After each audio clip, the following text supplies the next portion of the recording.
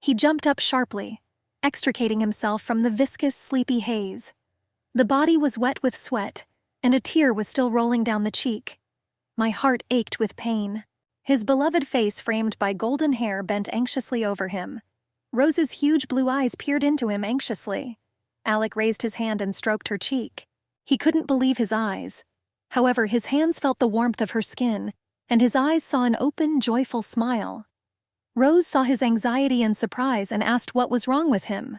Alec was completely confused. He saw that they were both alive. His beloved Rose was next to him. He still couldn't believe what he saw and felt. But he didn't understand how this was possible. He asked the girl again and again if it was her, but she only laughed, not understanding his surprise. Then he impulsively hugged her and pressed her tightly to him. Alec wondered how he managed to turn everything around. He hugged the girl to him and tears rolled down his cheeks. He had to admit that this was his new reality. So he pulled away again for a moment and looked into her eyes again. Rose began to get nervous, not understanding his anxiety and surprise, but suddenly he pressed a greedy kiss to her lips. It seemed to last forever, but then Alec pulled away from her lips and hugged her again, holding her tightly to himself. He repeated her name over and over again and said that he missed her very much, but finally he was able to return. Rose, smiling, looked at him, and he asked her to say that he loved her. The girl looked at him in surprise but said. Rose realized that Alec was acting strange for some reason today. Alec asked to say it again, and again I heard words of love, and he realized that no one knows how, but he returned to the very time when they were the happiest people in the world. He asked Rose to repeat this over and over again. The girl laughed and again said that she loved him, but suddenly she froze in surprise. Her eyes widened in surprise as she looked at Alec, and he sank to the floor at her feet and gently pressed her graceful foot to his lips. Rose asked him what he was doing, and he kissed every finger. A few minutes later, Rose hurriedly walked along the path, dragging him along with her. She repeated that something was clearly wrong with him. As she walked, the girl straightened her elegant green cap to match her dress, tucking strands of golden hair under it. She asked him to hurry up. Alec followed her, smiling bewilderedly. He said that everything was fine with him and asked not to worry. Rosa replied that she would not send him to the doctor, but she believed that it was absolutely necessary for him to meet her father. The girl insisted, pulling him along by the hand, and Alec obediently followed her. Rose turned to him and looked into his eyes with alarm. She said that he really wasn't himself today, and this worried her very much. Alec sighed and said that he understood everything. At that moment, he perceived what was happening as a precious gift and agreed to Rose's every whim. He took her hand and walked down the road. His heart was filled with boundless happiness and warmth, and his fingers trembled slightly from the warmth of the girl's palm. Alec was a little out of breath and stopped to catch his breath. He asked Rose to wait a little. She stopped, looking at him questioningly, and he looked at her and thought that God had given him a second chance. He still didn't fully believe in the reality of what was happening and wanted to enjoy these moments. Therefore, he asked Rosa to just stand still for a while to admire her again. Rose turned around, looking at him. He saw in front of him a beautiful young girl, slender and graceful. Her blonde hair spilled out from under her cap, like a shining halo surrounding her face. He looked at her with love and admired her beauty. Alec didn't understand what happened. He only knew that this time he would not miss the chance given to him, and he will definitely save Rose and their future. He looked at her very carefully and repeated that she was very beautiful. Rose again did not understand what came over him. He looked as if he had not seen her for a long time and had forgotten about her. Finally, they came to a small, neat house. Its white walls and gray brick turrets were covered with green shoots of plants, and the lawn in front of the house was covered with emerald grass. Rose opened the door and called her father. He stood at the window but turned around at the creak of the door and joyfully walked towards them. He was a tall man in glasses and a black priest's cassock.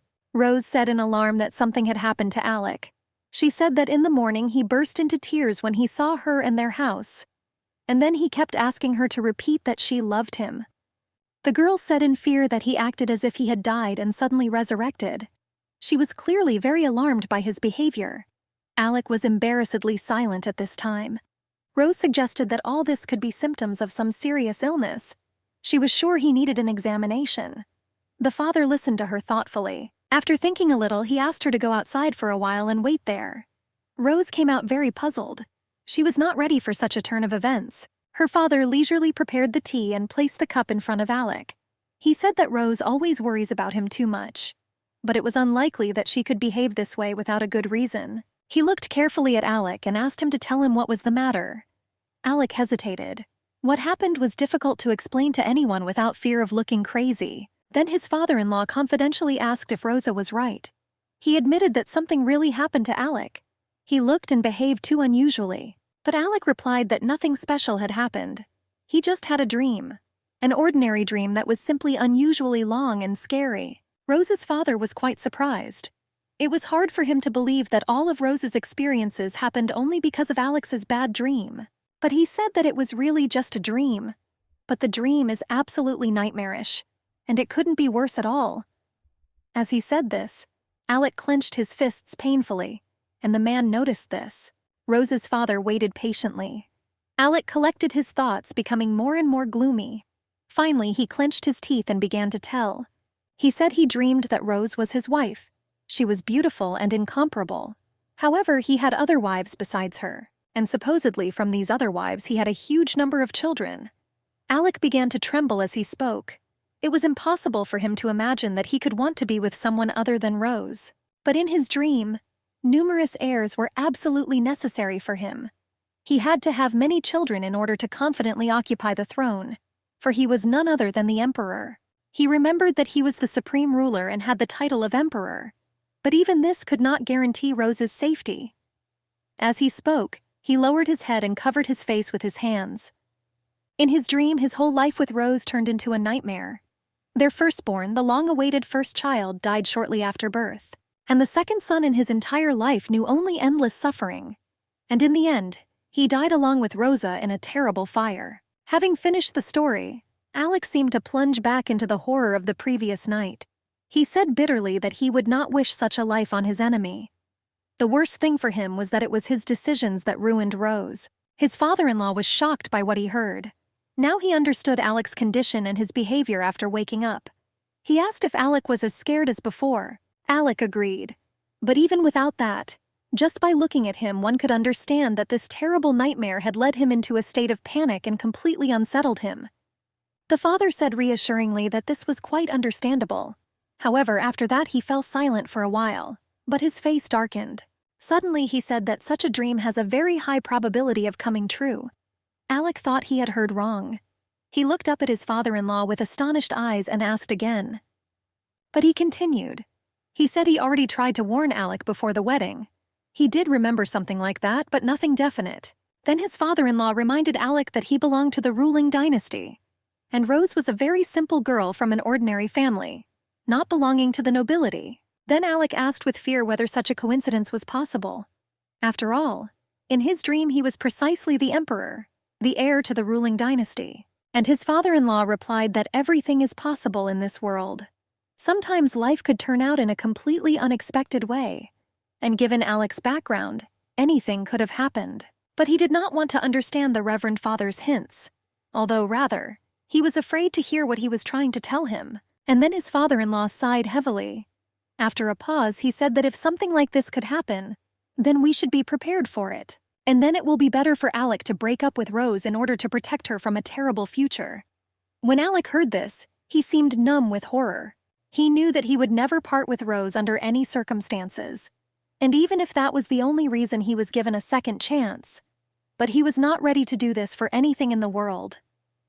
Alec had left the Reverend Father's house and was now standing on the lawn. A bell rang in a nearby bell tower, but Alec heard only the last words of his father-in-law that it was better for him and Rose to part ways. He knew that his father-in-law could be understood. He was worried about his daughter's future. But Alec thought that this time everything would be different. After all, he already knew where the threat could come from. But he had no room for error. Thinking about this, he walked up to Rose. A gust of wind blew up her golden hair. Alec smelled an enchanting aroma. The girl turned around and looked at him. He again admired her beautiful, beloved face. Rose approached him and asked if he had spoken to his father. But Alec remained silent. He didn't want to hide anything from Rose. But it was impossible to talk about the dream. Rose looked at him questioningly and waited for an answer. Her huge blue eyes looked at him with caring concern. Surprised by Alec's silence, Rose assumed that her father had said something bad to him. Finally, he pulled himself together and took a deep breath. Having hugged the girl, he led her along the road to their house. Alec said nothing special happened. The conversation was not unpleasant. He tried to calm Rose down. According to Alec, he was just having a nightmare, and he still thought about it a little. Rose asked again in surprise. She felt sorry for Alec but said that it would be best to just forget about him if he was so terrible. Alec agreed with her and tried to smile again. Rose suggested that even an uncomfortable bed might be to blame. They were just walking through the market square. Someone offered to buy beautiful flowers. Rose heard the barkers cry and seized on the idea. She suggested we go to her friend Zegna's store.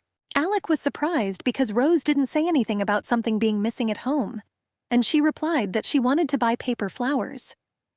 The girl explained that she needed them to decorate the house in honor of the emperor's birthday. Alec had completely forgotten about it, and now he thought that in his dream it was from that moment that everything began. They entered the store and said hello. The girl behind the counter stood with her back and fanned the goods on the shelves with a fluffy broom. Hearing the knock on the door, she turned around and smiled welcomingly. She was a pretty girl with brown hair tied at the back of her head.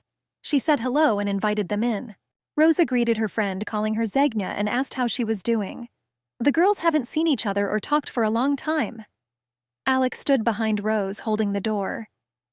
Zegna happily responded to Rosa's greeting, and a little embarrassed, she greeted Alec as well. Alex stood there frowning. He looked distant but was actually remembering his dream. He thought that Zegna was the daughter of the village head. Her father was a dishonest man, and she was worth him. Alec knew that her father had instilled in her that she was better than Rose in everything, and would be a better wife for him. He even suggested that she influence Alec. Zegna had no such goal before, but now Alec didn't trust anyone. Suddenly Alec turned to the side and froze in place. In a choked voice, he asked why they hung it here. Rosa and Zegna turned to him in surprise. They didn't understand what he was talking about, and he pointed to the wall. There hung a large stuffed deer head with beautiful branched antlers. Alec stated that he was the one who got this deer and made a stuffed animal. Looking at it, he added that he gave it to his father-in-law, Rosa's father. And now he didn't understand at all how it ended up on the wall of Zegna's shop. Rose also suddenly remembered that this was indeed Alec's gift, and he presented it to the Reverend Father in honor of his and Rose's engagement. Then Zegna shrugged her shoulders and said that her father had brought the stuffed animal. According to her, he said that the Reverend himself gave him the stuffed animal. Rose turned to her in amazement. Alec still didn't believe what he heard. He asked if his father-in-law had actually given away the gift that he himself had given for their engagement. Then Zegna hesitated. Embarrassed and giggling, she said that it was unlikely that the Reverend had sold it. So, I just gave it away. Suddenly Alec grabbed the scarecrow and tore it off the wall. Barely restraining himself from anger, he tore the deer's head from the base, holding it by the branched antlers. He threw his head to the floor and pulled a large hunting knife from the sheath attached to his hip. No one had time to say a word before he began to cut his head into pieces with a sharp knife. Rose looked at him with eyes widened in bewilderment. She did not understand his anger at all, and did not expect such an outburst of anger from the always calm and balanced Alec. Zegna began to shake with indignation and stammering began to shout at Alec. She asked what he was doing and asked him to stop. But Alec, cutting up the stuffed animal, answered her that his father-in-law did not sell the stuffed animal. This means that this trophy could not rightfully belong to them. He looked angrily at Zegna and added that the gift was not intended for them, and she shouldn't have pretended to be his owner. And he added that by appropriating someone else's property, Zegna's father would not become his father-in-law. She froze in fear, pressing her hands to her chest. She was dumbfounded and began to babble that everything was not at all what he thought. And Rose watched him in amazement. She didn't recognize her old Alec. His behavior puzzled her. He suddenly started acting very strange, and now she looked at Alec, standing over the torn effigy. He looked angry but very unhappy, and Rose felt that something was wrong, and it was very, very strange. She understood that he was hiding something from her, and Rose decided that she needed to choose the right moment and talk to him to find out everything. And such a moment presented itself that same evening. During dinner, Rose turned to Alec and asked if she could talk to him. And Rose immediately saw that Alec seemed to have tightened up and his face had changed. He didn't look like himself. Rosa said she was worried about the stuffed animal from Zegna's store. She asked Alec why he thought the Reverend Father might give it away. Alec sighed with relief. This question posed no danger to him. He calmly replied that his father-in-law had already told him about the situation with the gift before. Rose was surprised. This was the first time she had heard about this and did not think that Alec and her father might have any secrets. She asked what happened to the gift. Alec replied that her father owed some money for goods from the store, and the head of the village demanded that the scarecrow be given to him in payment of the debt. But Alec paid off the debt with the condition that the gift be returned to his father-in-law. However, the head of the village refused to return the effigy to the Reverend Father. He liked it so much that he initially did not plan to give it away. Rose listened to him thoughtfully. Now everything was clear to her, and Alec's outburst of rage no longer looked so strange. She said she didn't even know about all this. After a pause, she said that since he had paid her father's debt, she should return the money to him. But Alec indignantly rejected this idea. He said that such settlements are only possible between strangers. He recalled that they are husband and wife, and it is quite natural for him to help his relative, because they are one family. Rose, after thinking, agreed with this. Having finally grown bolder, she decided to ask something else. Rose asked Alec to tell her about his family. Alec even jerked in surprise. Confused, he hesitated and asked why she needed to know this. He even sweated with excitement. But Rose sat in front of him and looked sternly straight into his eyes. She asked him not to change the subject and said that even though they were family, he was hiding a lot from her. She asked him to tell him about his family, because she wanted to know everything about him. Alec wasn't prepared for this and didn't expect her to ask. He believed that it was too early to talk about the imperial family. He stammered and said with difficulty that his family was from Travis. Rose was surprised. The city of Travis was the capital and was quite far away, and Alec, with difficulty squeezing out the words, continued that they were doing family business there. Rosa asked to tell us in more detail what this matter was. He answered evasively that they were building villages, repairing city walls and farming. According to him, his late father used to run everything. However, lately everything has been controlled by his own older brother. Alec spoke of them as if they were ordinary people. But at this time I mentally saw my brother on the imperial throne. He continued to say that many people thought that he would be the one to run the family business. But he turned out to be too young for this. His mother was the main and beloved wife. But the elder brother was from another wife, and he did not want to put up with this situation. After all, he was the one who was supposed to become the heir. And then suddenly his elderly father married a young woman and made her his main wife. And the born brother became the new heir. The older brother hated the boy and his mother. He gathered like-minded people around him and with their help started a coup. As a result, he received full power and the place of heir. And he sent his hated younger brother away from the capital. Rose listened to him, her eyes wide in amazement. She was very hurt for Alec, who had experienced such incredible betrayal. She remembered their first meeting. Then she saw him exactly like that. Lonely, embittered, ragged, and hungry. He picked up some scraps and was offended by the whole world. Rose found it hard to believe that someone could do this to a little boy. She asked how they could send him so far away that no one needed him and no one cared about him. Alec sadly replied that at first there were servants with him, but they quickly ran away because no one wanted the unfortunate child abandoned by everyone. He said that he had no power and no money. Therefore, his other relatives did not need him either. Rose listened to him with pain in her heart. Tears welled up in her eyes. She already regretted starting this conversation. Rose said she asked too much and asked Alec to forgive her for bringing up such painful memories. She hung her head sadly and said that she just wanted to get to know him better. She felt incredibly sorry for that little boy. And she also felt sorry for the strong adult Alec. And then she felt him stroking her cheek. Raising her head, she saw Alec very close. He told her he was fine, and that she is right. They are a family and should understand each other. He looked at her sadly and added that they should not move even one step away from each other. Now he looked as lonely as when they first met. Rose looked at him with huge blue eyes filled with tears. And he said that they were husband and wife, and asked her to promise that she would never leave him. Then Rose impulsively hugged him and pressed herself tightly against him. She told him that she loved him and would never leave him. Alec hugged her and again remembered his terrible dream.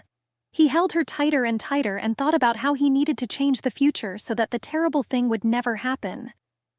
and Rose felt the happiest in his arms.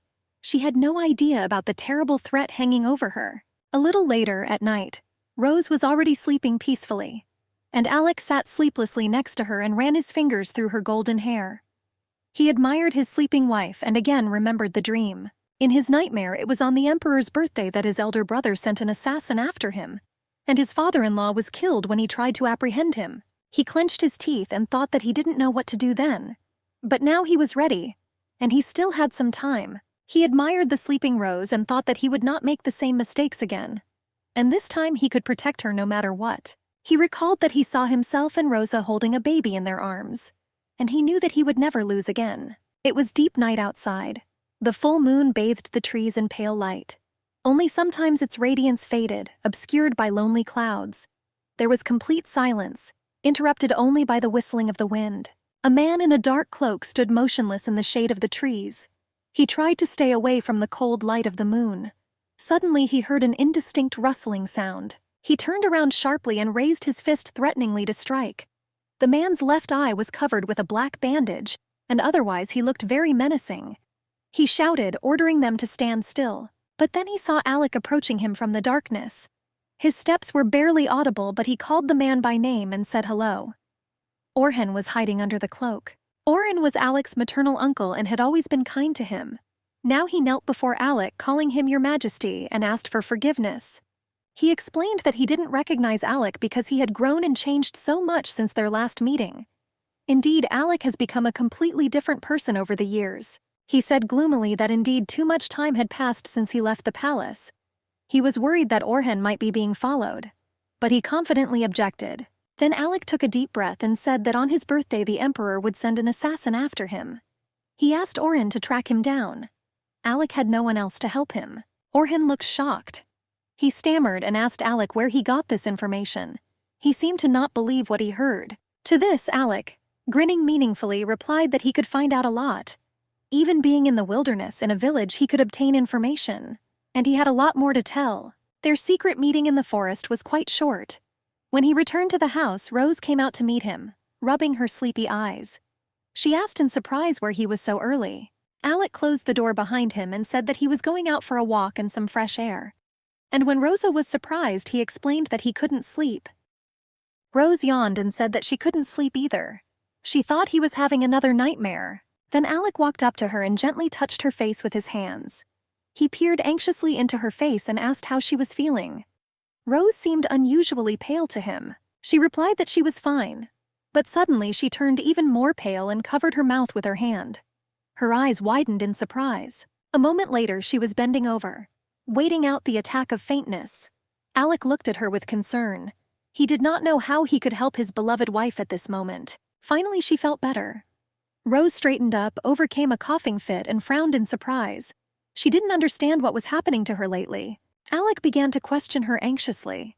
He wanted to know if there was anything else bothering her, and he even suggested that she had recently become more tired than usual. Rose was surprised at first, and then thought about it.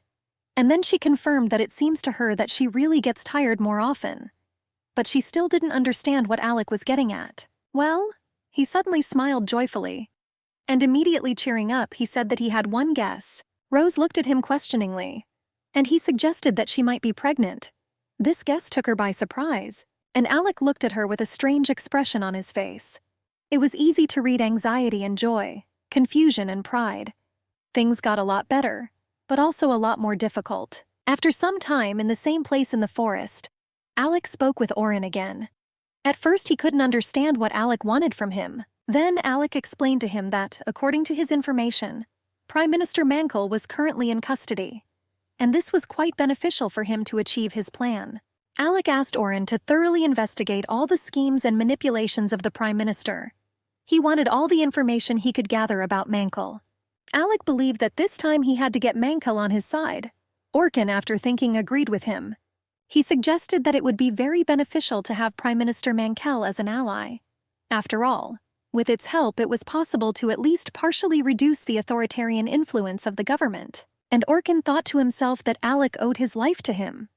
After all, it was Prime Minister Mankel who convinced the Emperor that executing his younger brother would anger society. Alec also remembered the Marquis Haslow. He believed that this person could also be useful in his plan. But here Orhan was overcome by doubts. He admitted that the Marquis was on Mankel's side, but did not like Alec.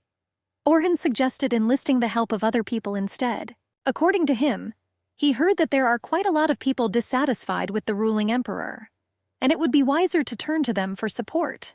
Orhan suggested the candidacy of the Marquis of Fraise as an example. However, hearing this name, Alec frowned with displeasure, and Orhan continued to convince him that the Marquis was just one of those who were waiting for Alec's return, and he offered to enlist his support and influence by marrying the Marquis's daughter. But then Alec suddenly interrupted him and said that there would be no agreement through marriage. He announced to Orhan that he already had one and only beloved wife. He was quite surprised and even asked when Alec managed to get married. To this, Alec explained that all this happened 3 years ago. Then Orhan, after thinking, announced that this would not be a serious problem. After all, polygamy was allowed in the imperial family. But Alec immediately categorically replied that this would not happen. He said that Rose is the only one for him and will always be so. Now he stood up straight and crossed his arms over his chest, and looked quite mature and strong. A real man. Orhan was unpleasantly shocked by Alec's statement.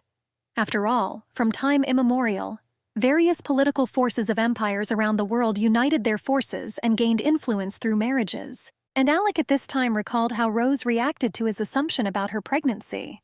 She seemed very surprised. He was a little embarrassed by this reaction. She looked more surprised than pleased. He even thought that she was not happy about this news. But Rose replied that she was glad. After all, they had dreamed of having a child for so long. But still she behaved somewhat strangely, and not at all as Alec had expected. He watched her carefully, and she seemed unable to believe it. Rose kept repeating to herself that she would be a mother, as if she was convincing herself of this. Then Alec suggested that she go to the doctor together a little later to make sure, and he asked her to tell him right away if she needed anything. Rose looked at him gratefully. She looked a little tired, so he said he would go and lie down to get some rest. Alec immediately sent her to rest. He understood that now in her position she was wasting energy on 2 people at once. This means that I have to rest for 2. But when the bedroom door slammed behind the girl, he frowned in alarm. Something seemed very strange to him about this situation. Suddenly, Alec realized what had alarmed him. In his previous life, Rose's reaction to pregnancy was different. It was very strange. Then she was incredibly happy when she learned about pregnancy. She kept asking Alec if it was true. It seemed incredible to her that they would finally have a child. But now Alec didn't understand why things weren't the same as last time. Rose behaves completely differently. He didn't understand what was happening. Meanwhile, Rose was sitting on her bed in her room, deep in thought. She still could not comprehend such significant changes in her life. She carefully hugged her belly with her hands and tried to imagine the child inside it. He was still too small and insignificant, but he was already inside her and growing every minute. She thought that right now, for some reason, she remembered an old conversation with Alec. This pregnancy brought back some not very pleasant memories for her. This was several years ago. She and Alec then met at the edge of the forest. It was a beautiful sunny autumn day. The trees were already covered with golden leaves. Her hair was the same color. They talked and Alec listened to her carefully. And then Rose decided to share something with him. She said he should know something about her. It was difficult for her to decide on this. But if she had not said it now, she would never have decided. Rosa said that the secret lies in her childhood. She undid a few buttons on the front of her blouse, and she said that when she was still a child, she was a slave. Now, in the neckline of her blouse, Alec could see on her chest the brand that was used to mark slaves. And now she sat in her bedroom and pictures of the past flashed before her eyes again. Rose groaned and bent to her knees. Something was happening to her. The girl had a terrible headache. She could not understand what was happening to her and only writhed in pain, tearing her brain. And all Alec has been thinking lately is that Rose is behaving unusually. Every minute his brain was busy with memories and comparisons between the past and the present. His memory never failed him. He perfectly remembered everything that happened to him in that past life. And now everything seemed strange to him. He couldn't understand why Rose wasn't reacting the way he remembered. The same thing happened at the doctor's appointment. He was again convinced that everything was happening differently. Her feelings seemed to change. All this gave him no peace. During his last meeting with Orhan, Alec barely listened to him. Orhan had to repeat the same thing several times. His uncle explained to him that a very difficult period had come for Alec, and it was very important to choose influential people who were capable and ready to provide support. At the same time, Orhan really didn't like the fact that Alec took a commoner as his wife. He even disparagingly called her a peasant. Then Alec calmly corrected him. He said that Rose was not a peasant but a former slave, which she was as a child. Orhan, hearing this, was horrified. He decided that she was born among slaves. It was impossible to imagine a worse origin for the emperor's wife. But Alec stopped him. He replied dryly that she was not born a slave, but nevertheless she was a slave in childhood. For some reason, Orhan decided that Rosa was a runaway slave. In horror, he called her crazy and shouted that she had committed a crime. This could ruin their entire plan. But then Alec turned sharply towards him and suddenly delivered a strong blow to the jaw. Orhan bent over in pain, and Alec stood over him with his face distorted with anger. He said that he would not forgive such words. Alec threatened that if he heard more insults against Rosa, he would cut off Orhan's head much earlier than the emperor did. My uncle had to humbly agree. And then they heard someone calling Alec. Turning around, they saw Rose on the hill behind them. A gust of wind blew her dress and golden hair, bringing to them a charming aroma of freshness. Alec raised his head, his eyes clouded with tenderness. He looked at Rose with concern and love, but he didn't want her to be aware of his affairs and concerns. Rose called out to him in alarm. She looked at them with huge eyes in which anxiety and wariness splashed. Something seemed to frighten her a little. She asked Alec who his interlocutor was, and surprise and alarm were clearly audible in her voice. Incredibly, a little later they were all sitting together at the laid table. Rose came to the forest to call Alec for dinner, and they had no choice but to invite his interlocutor. Orhan apologized for the intrusion and thanked him for the shelter and dinner. Rose kindly noted that because of the upcoming holiday, it would be very difficult for him to find a place to stay for the night. She was a little embarrassed that dinner wasn't very big, but no one was expecting guests that day. However, Orhan replied that everything was quite enough. Rose tried to prove herself to be an excellent housewife. In fact, the dinner was wonderful and very tasty, and the hostess's cordiality was quite sincere. The atmosphere at the table was quite relaxed. However, Rose suddenly noticed that Orhan was looking at her rather unceremoniously, and his gaze was unkind. The guest stared at her with his only eye and stared without stopping. Under this gaze, Rose became very uncomfortable. She twitched and blushed. Alec also noticed this look and paid attention to it. He calmly turned to Orhan and said that Rose was very beautiful, and he knew it. And yet he asked Orhan to stop looking at her so persistently and openly. It looked almost indecent. Alec's gaze became intense and hard. Orhan sensed Alec's displeasure and became visibly confused. He agreed with Alec and asked Rose to forgive him for being rude. Rose didn't want the conflict to develop, so she replied that everything was fine. She was noticeably uncomfortable with the situation. She felt like she was the cause of discord, and this did not make her happy at all. Finally, Orhan finished his dinner and pushed the plate away with a rustle. He said the dinner was absolutely wonderful. Alec went to the window and stood looking out onto the street. Even on his back, one could see the increasing tension. Rose realized that the guest had had enough and offered to take him to the designated room. Rose opened the quietly creaking door to the small room and went inside. Orhan followed her silently. The girl said a little embarrassedly that the room was not big enough. It seemed to her that the guest might be a little uncomfortable there. But initially, this room was designated as a nursery, so there was no choice. Orhan, hearing this, was very surprised and asked if they had children. Rose blushed in response, and Orhan stood and looked at her carefully, waiting for an answer. For some reason, the look of his single eye frightened Rose. Rose turned away and hesitated a little. She instinctively covered her stomach with her hands. This gesture did not go unnoticed by Orhan. The girl said that there are no children yet. Then Orhan apologized and stepped aside, lowering his head in embarrassment. He said he probably asked something unnecessary. Rose shyly wished him good night. Meanwhile, Alec was sitting on the bed in his and Rose's bedroom, lost in thought. His mood was completely gloomy. He didn't think that Rosa would invite Orhan to visit their house. In fact, he had no intention of introducing them and did not think that Rose would see him. Suddenly, he heard a quiet click. The door handle turned and Rose entered the room. Alec looked at her sadly. Rose said she took the guest to his room and asked Alec to bring him a blanket. She looked tense and Alec was quick to agree with her. He already got up, took the blanket and got ready to go. Suddenly, Rose stopped him. She turned to him hesitantly as if wanting to ask something. Alec turned to her, and Rose suddenly asked about their guest. She assumed that Alec had lied to her when he called the meeting a coincidence.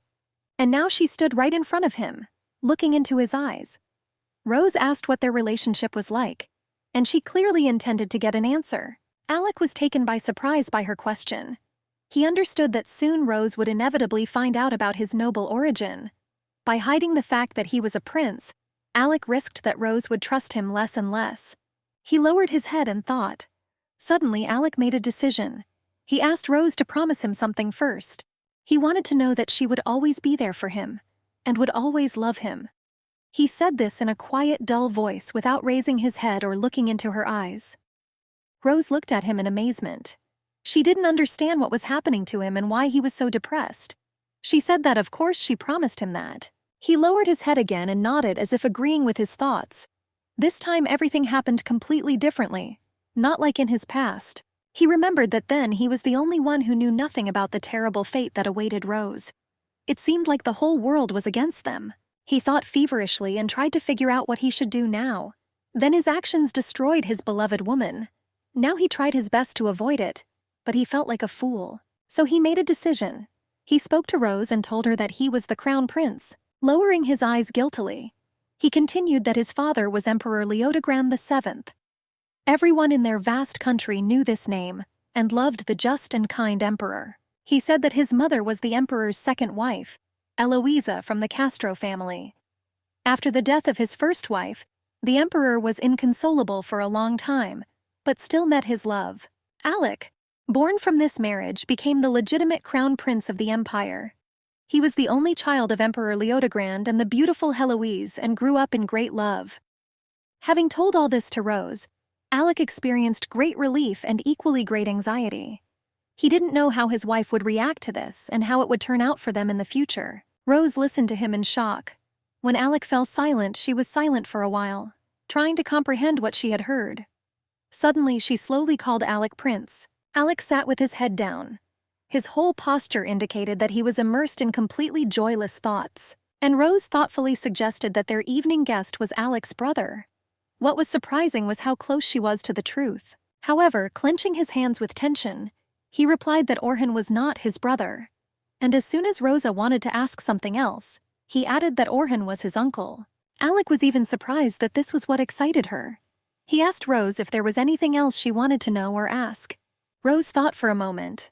She collected her thoughts because too many amazing events had happened to her in recent days. She looked at Alec with her bottomless blue eyes and asked just one question. She wanted to know what would happen to them next. After all, he turned out to be a prince, and she was just a commoner. Then Alec rushed to her and impulsively hugged her. He stood holding her in his arms and burying his face in her hair. He reminded Rose that she promised him that they would always be together. After all, they had been together for a long time, and they had been happy all this time. Alec said it didn't matter who they were. All that matters is their love and the fact that they will soon have a child. He hugged her and asked her to never forget that they were one family. They were husband and wife before God and man, and Alec wasn't going to let anyone separate them. A little later, when the night had already lowered its starry blanket, and Alec was fast asleep, Rose stood at the open window. She thought about what she learned today, and she remembered her past. Rose felt like a little girl again, and this girl was not free. She was simply a slave and had to serve her masters. She recalled how she stood on her knees, right in the middle of a huge puddle. A moment later, a luxurious carriage stopped next to her. It was pouring rain outside. Drops of it flowed down the girl's face and through her golden hair. They were already completely wet, but the girl could not leave. Light footsteps were heard not far away. The little girl turned her head and saw a beautiful young woman in an amazing emerald dress and matching shoes. The beauty had snow-white skin, amazing green eyes, and long, shiny black curls. She was accompanied by a maid, and the gatekeeper held an open umbrella over her. The girl tried not to raise her head but eagerly looked at the amazing beauty. More than anything, she would like to be at least a little like her. The beauty came very close and raised her graceful foot in a green satin slipper. The girl humbly bowed her head. The next minute, the beauty stood with her magic leg on the girl's back as if on a step and entered the carriage. She fluttered away like an amazing butterfly, and the carriage door slammed shut. The carriage drove off, splashing water with its wheels. And the girl remained kneeling in a puddle of water. Streams of rain flowed down her face, mixing with her tears. And at that moment there was no greater pain in the world. And now Rose stood at the window in her room, breathing in the coolness of the night. She thought about Alec's words. He is a prince. It didn't fit in her head. His father is Emperor Leodegrand VII, and his mother is Eloisa Castro. And Alec, their only child and heir to the empire, is her husband and the father of their unborn child. Tears streamed down Rose's face. They ran down her cheeks and dripped onto the floor. Rose put her hand over her mouth to muffle her sobs. Now things were becoming incredibly complicated. Rose wiped away her tears with her hand, but they continued to flow. There seemed to be an endless sea of tears inside her. At that moment, the girl felt like the loneliest person in the universe. After all, she thought that she could destroy Alec. Her fragile figure and offendedly drooping shoulders could evoke compassion in anyone. She wasn't sure she could keep her promise to be with Alec no matter what. The next morning was beautiful and serene. The sun was shining gently from the endless azure sky. Fresh green leaves fluttered in the wind outside Rose and Alec's house. They were just about to have breakfast when suddenly the door clicked. The Reverend Father stood on the threshold, holding a basket of ripe apples. He greeted them kindly and asked how they were doing. Rose rushed towards him joyfully. Alec and Orhan stood behind her. The girl cordially invited her father to enter. The father looked at the stranger in surprise. He did not expect to see guests at his daughter's house. This man was not familiar to him and looked like a stranger. Rosa introduced Orhan to her father. She explained that he had arrived in search of relatives but did not have an exact address. Orhan embarrassedly said that they were very kind to him. They provided him with shelter and board. The Reverend Father was a little surprised, but agreed with the guest. Indeed, he also knew that many people had arrived in the town for the emperor's birthday. He asked the guest where he came from. Having learned that he was from the capital, he assumed that the journey to Rolang was very tiring. The Reverend Father said that he had once visited the capital in his youth. Rose turned to him in surprise. Her father didn't like to remember this before. Then she heard Alec calling out to her quietly. He whispered to her to tell the guests about the unborn child. Rose was a little embarrassed. She wasn't sure she wanted to notify everyone present. After all, she saw the guest for the first time, although she thought that it was probably time to do it.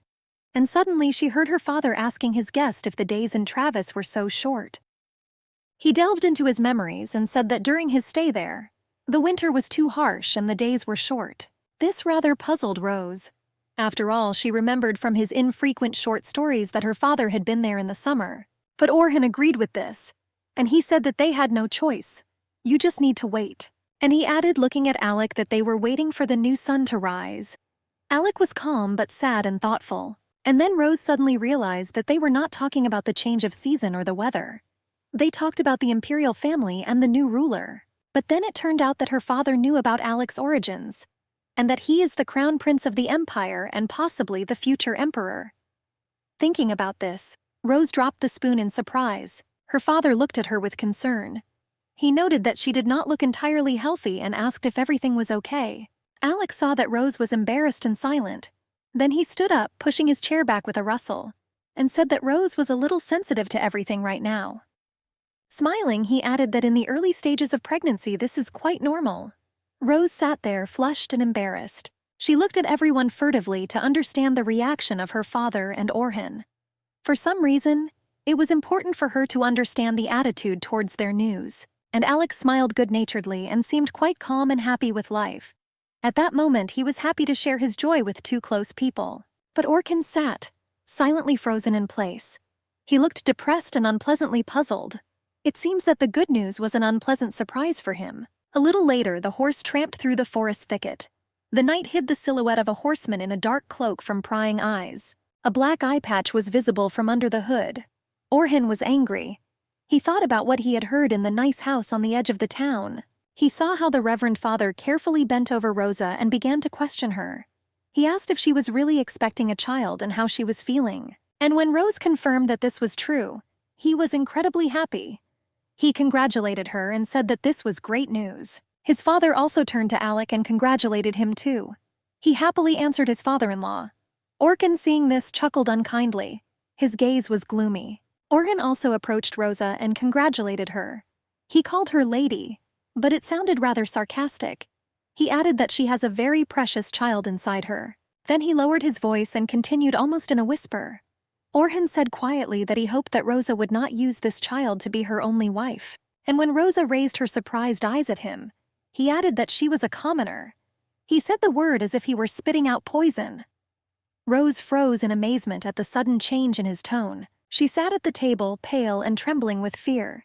And Orhan, as if mockingly, suggested that the lady go and rest. He watched as Alec walked over to Rose and leaned over her. He asked if she was okay and suggested that she really should go and rest. Orhan's only eye sparkled unkindly, and Alec gently hugged Rose by the shoulders and led her to the exit. He decided to take Rose to her room so she could rest. Orhan looked after them unkindly. He thought that so far all his efforts to intimidate Rose had been unsuccessful.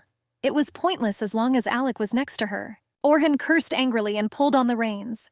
The horse neighed pitifully and stopped. He dismounted. Suddenly he heard Alec's voice behind him. He asked if the assassin was alone. Turning around, Orhan saw Alec emerging from the darkness. He approached with a tense and dissatisfied face. Bowing before Alec, Orhan replied that there was indeed only one killer, and he was hiding exactly where Alec said. He added that he managed to finish off the killer. He also did everything to cover his tracks and not arouse suspicion. Alec smiled sadly.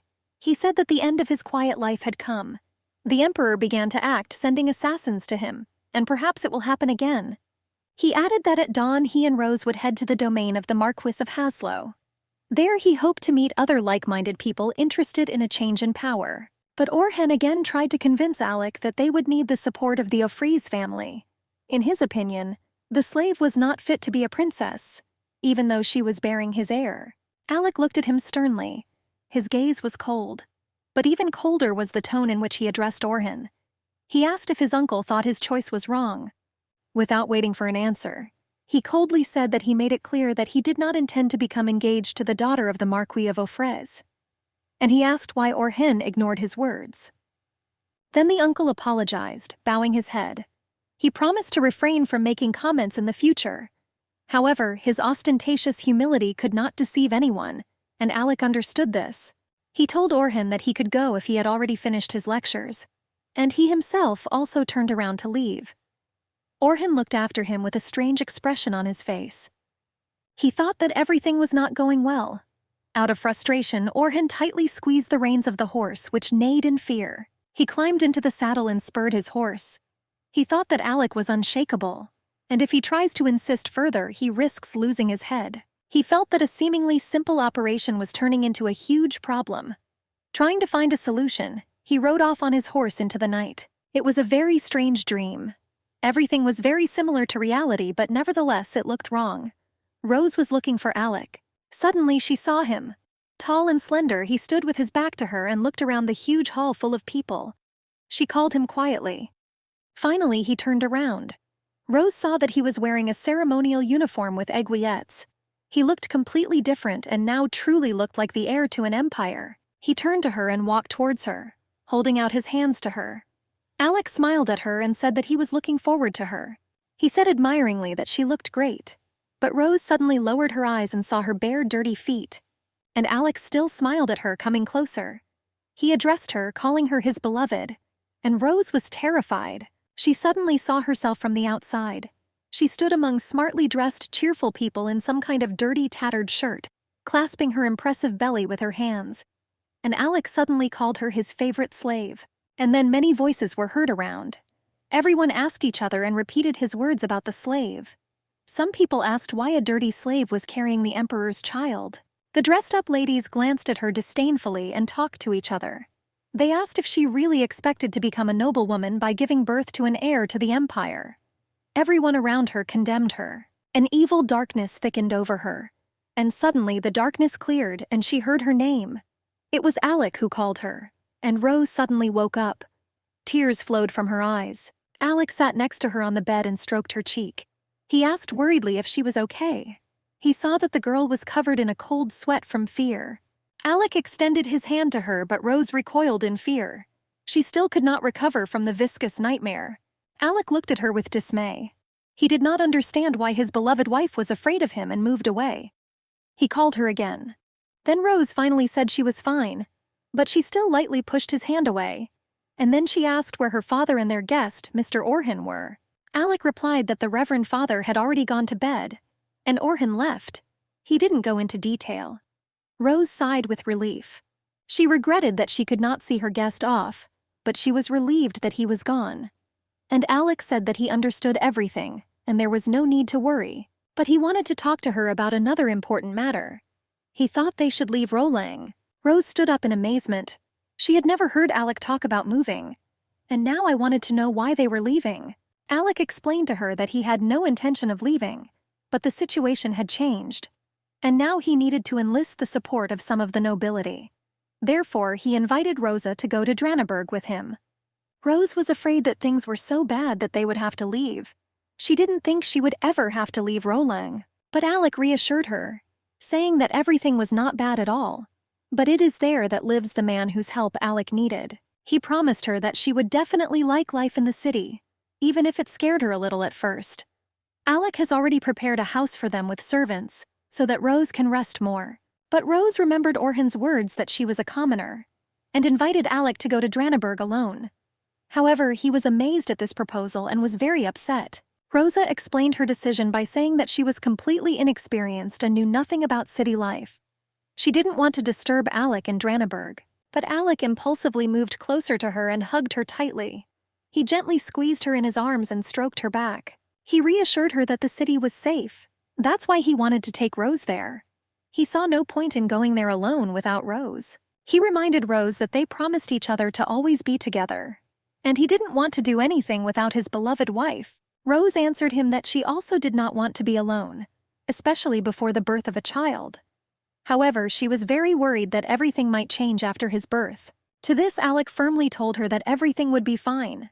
He swore to her that he would definitely take care of it. So he asked her to trust him and go with him. Rose listened to him with her eyes wide open, and he repeated that in this world there is nothing more important to him than her, and he was going to do everything possible for their happiness. Rose trustingly squeezed his hand and asked him to say again that it would be so. Alec promised her that again. He took her by the shoulders and, looking into her eyes, said that he would always be on her side, no matter how their life changed. And he promised to give his life for her without hesitation or hesitation. After a pause, he added that he asked her to believe in his love, and Rose gently said that she would always believe in him, even if he himself lost this faith. Finally, she agreed to go together. The next day, the weather was wonderful. The sky was cloudless. Birds chirped carefree in the tree branches. At the door of Alec and Rose's house, there was already a carriage drawn by a pair of horses. Alec entered the room and saw Rose bending over a suitcase. She had already collected almost all her things and was putting away the last little things. He looked at the collected things and asked if she decided to take a lot of things. It seemed that Rose had packed their whole lives into suitcases and bundles, and the girl replied that she was going into the unknown and did not know what awaited them in the new place. So I decided to take everything I could. She told Alec to go out and promised to come down soon. He smiled knowingly and replied that he would wait downstairs as long as necessary. Meanwhile, Rose had changed her clothes, replacing her home dress with a luxurious outfit, and was now looking at herself in the mirror. She wore a luxurious pink dress decorated with blue ribbons. Suddenly, she heard Alec's voice from the street. He told the coachman that on the way to Dranaberg they should stop at a hotel and asked him to drive more carefully because of her position. She went to the window and looked out. Rose saw Alec talking with the coachman. They stood by the carriage with things already loaded. Rose looked at Alec from the window and seemed to see another person in front of her, and she herself became different. A lot changed for them that day. She thought that Alec now looked incredibly beautiful in a long black frock coat, with lapels trimmed with gold braid. It was the first time she had seen him in such a formal outfit. Under his frock coat, he was wearing a dark gray vest and a snow-white shirt. Around his neck was a wine-colored silk tie, fastened with a pin in the shape of a Maltese cross. But Rose also looked at herself. Yes, and she also had never worn such luxurious dresses before. And I didn't style my hair in such a complex hairstyle, and yet she felt very strange now. It was the first time she had seen Alec like this, and it hurt her. My heart ached as if anticipating trouble. She thought that Alec was a nobleman by birth, and this comes through in his every word, in every gesture. Rose wondered if she had the right to even just stand next to him. Finally, she put on her cape, took a deep breath and left the house. Rose was already walking towards the carriage, but then she heard someone's voice behind her. She turned around impulsively and saw her father standing under the tree. The monk looked at her carefully and a little sadly. Rose quickly walked up to him and took his hands. She was very glad that he came. Rose said that she was very afraid of not having time to say goodbye to him. After all, their decision to leave was very sudden. She added that she never thought she would leave Rolang, and she still had a feeling of the unreality of what was happening. She was afraid that everything around her would be foreign. Only Alec will be nearby, and everything else will remain in their cute little village. Her father gently put his hand on her shoulder and said that he thought something was bothering her. Rose looked embarrassed but couldn't deny it. The Reverend Father stroked her cheek and called her a brave and smart girl. He said that big changes were coming in her life, but she had to cope with everything. She just had to want it. He crossed her and added that he would always pray for them. And through his prayers, God will always watch over the two of them. Rose listened to him and even tears appeared in her eyes. She hugged her father and pressed herself tightly to his chest. The Reverend said that he was confident in Alec and that he would take care of everything. He asked Rose not to worry about anything. They hugged tightly again. Her father kissed the top of her head and said that he loved her very much. His girl was leaving far and long, but his love had to keep her always. Finally, Alec and Rose got into the carriage and the coachman whipped the horses. The Reverend Father stood under the tree and looked at them. The horses walked at a pace, getting faster and faster. And Rose kept looking through the carriage window at her father, at her cute house, at the trees with thick crowns and flowers in the grass on the lawn. She put her fingers on the glass, as if wanting to touch her father one last time before a long separation. Rose looked around, wanting to capture even the smallest details in her memory for a long time. She wondered again if she was doing the right thing by leaving Rolang with Alec. And Alec saw her anxiety and soothingly said that she and her father would meet again soon. He said that everything would be fine, just as the Reverend Father had said. Alec was also a little nervous, but tried not to show it. He understood that now he had to be calm for Rose, and she suddenly blushed and thought that she never wanted to part with Alec. She loves him too much and cannot even imagine life without him. In such reflections, the journey passed unnoticed for Rose. But then she opened the curtain on the carriage window and looked out. Rose asked if they were going straight to Dranaberg. Alec chuckled vaguely and said that this was not entirely true. Then Rose asked in surprise where they were going in that case. Alec explained that the journey to Dranaberg was too long, so they would have to stop at Padanua. There they will stay at a hotel to rest before continuing their journey. Rose looked puzzled. She was very embarrassed and did not dare ask a question. Alec noticed this and raised his eyebrows questioningly. Then Rose finally asked what a hotel was. Alec smiled but said nothing meaningfully, and after a while their carriage drove up to a huge castle sparkling with lights. The gatekeeper opened the door for Rose. Rose carefully stepped out of the carriage and stopped, stunned by the view. Her eyes widened in amazement. Alec stood behind her and watched her reaction. He carefully asked her if she liked what she saw. Rose, barely breathing with admiration, replied that this place looked simply magnificent. She was amazed that the city looked like this. And there are such amazing places there. This was simply amazing for her, because Rosa had never traveled outside of Rolang. Alec looked satisfied and happy. He enjoyed Rose's joy and her sincere admiration. He was very pleased to give her such emotions. He said he was very glad that she liked it so much. Alec put his arm around her shoulders and they moved towards the entrance of the hotel. But then someone called him from behind, calling him, "Your Highness." Rose froze in surprise. It was terribly unusual for her to hear such an address to Alec, her sweet and simple Alec, and he turned around frowning with displeasure. It seemed that he did not like the fact that in this city someone immediately recognized him. Standing in front of them was a tall, distinguished man in an elegant suit and green silk tie. It was the Marquis of Haslow, and he was glad to see Alec after such a long break. Bowing politely, he said that he could not even imagine that the prince would travel so far and late. Alec thanked him politely for coming to meet them. The Marquis replied even more politely that Alec's visits were very rare and deserved great attention. Rose stood next to Alec at this time, feeling awkward from the solemnity of the moment. And then Marquis Haslow finally turned his questioning glance in her direction. Rose blushed embarrassedly and lowered her eyes. Still polite, the Marquis asked Alec for permission to find out who the lady next to him was. Rose blushed even more from the attention and embarrassment she received. Then Alec ceremoniously introduced Rose to the Marquis. It was strange for the girl to hear her full name Afroza. In her previous life in the village, the need for it did not arise often. The Marquis smiled joyfully and said that he had heard about her. He extended his hand to Rose and introduced himself, asking her to simply call him Philip. Rose beamed and joyfully extended her hand to the Marquis in response. She was extremely excited and delighted by the warm welcome. But suddenly Alec stopped her, putting his hand on her shoulder. Looking at him, Rose was surprised to notice that he frowned with displeasure. In a cold and reserved tone, Alec told the Marquis of Haslow that he introduced Rose as his wife. He asked if he really intended to greet her with a handshake, and he added that in the future he hopes to observe etiquette in relation to Rose. After all, she, being the wife of a prince, deserved special treatment and observance of ceremony. Marquis Haslow gasped in amazement and surprise. His eyes even widened as if in fear.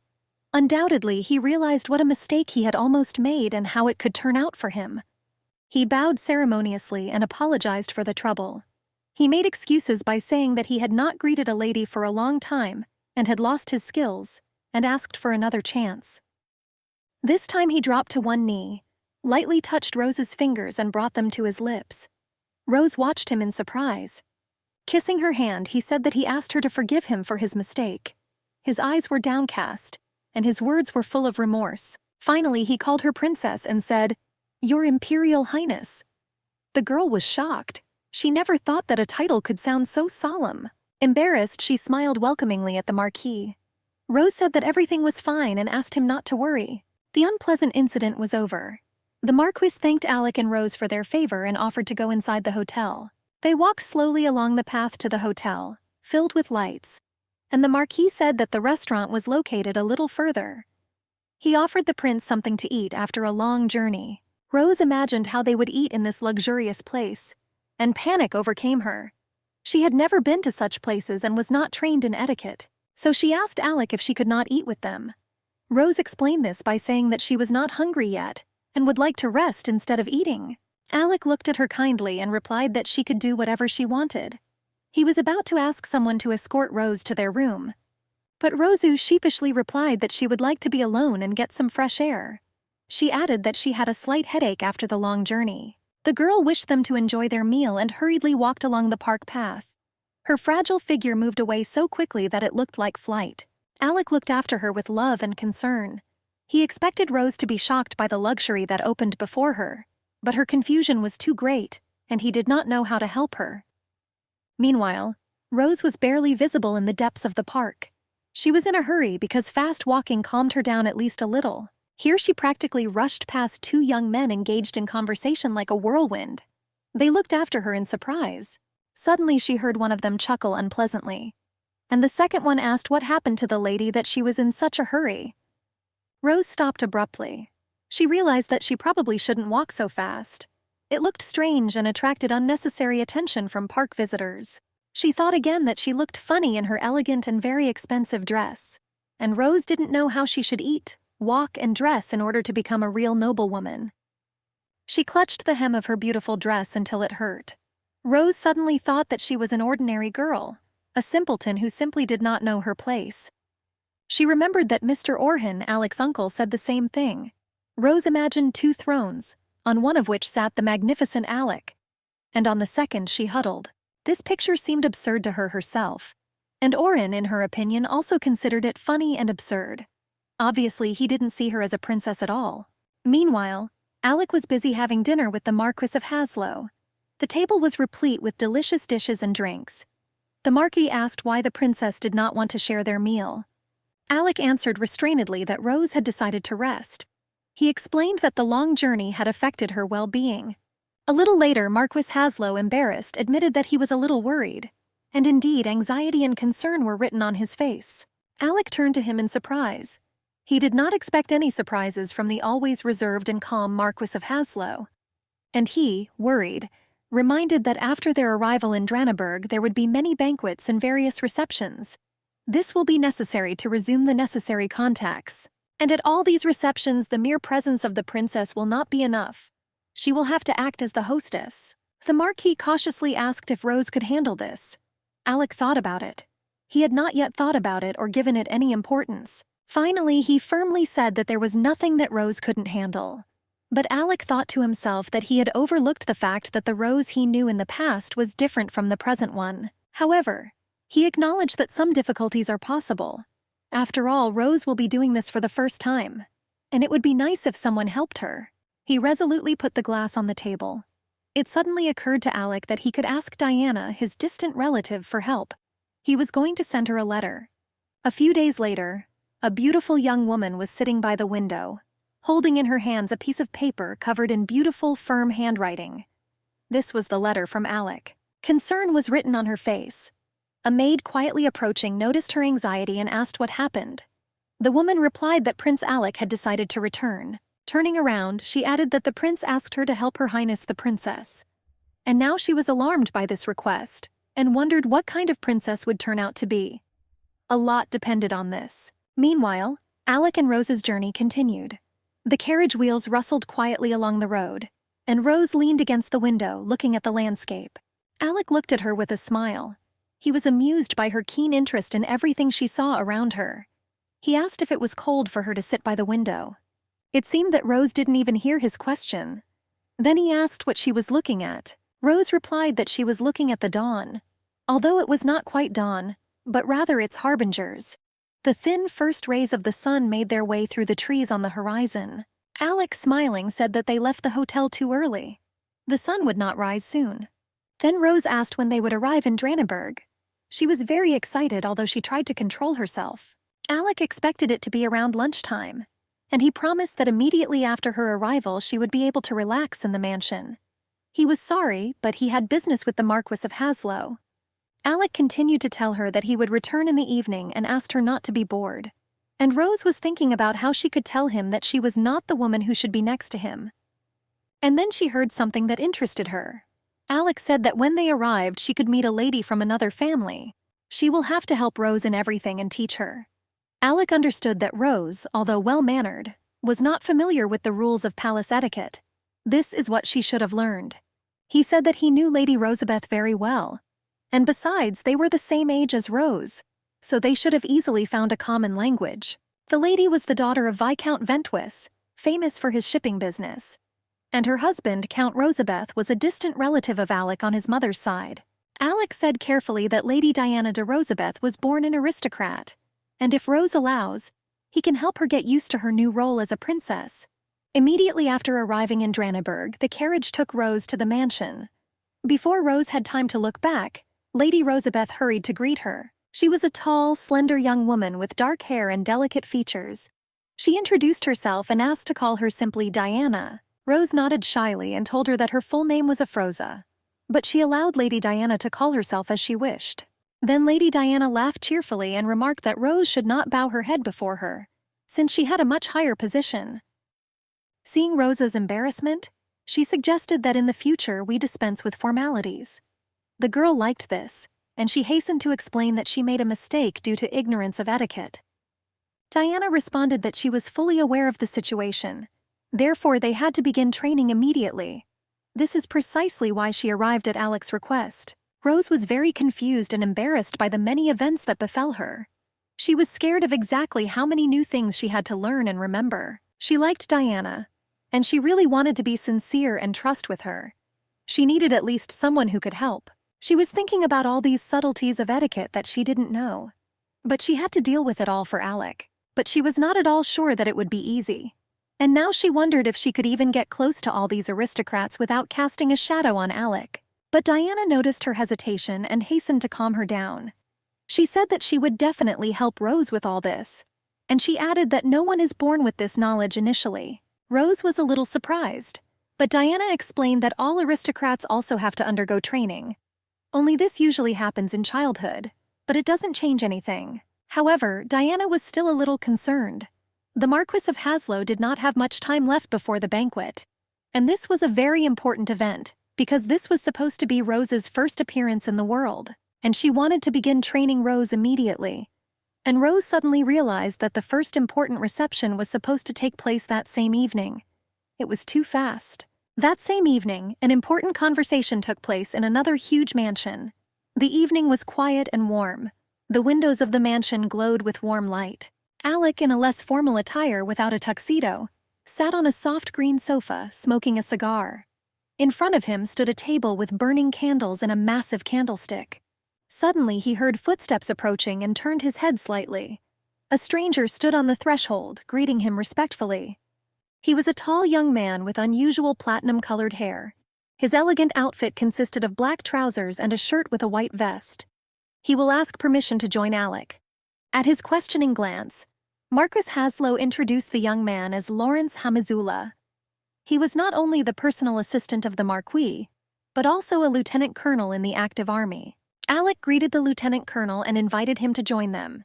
He asked the Marquis of Haslow if there was any news for him.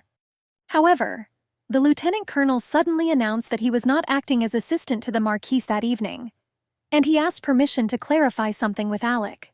Alec put out his cigar in the ashtray. After a pause, he asked what they were talking about, and asked the lieutenant colonel to state the essence of the issue. He asked why the prince wanted to unite with the Republicans. After all, their position was not so beneficial for him earlier. Alec was impressed by the lieutenant colonel's courage.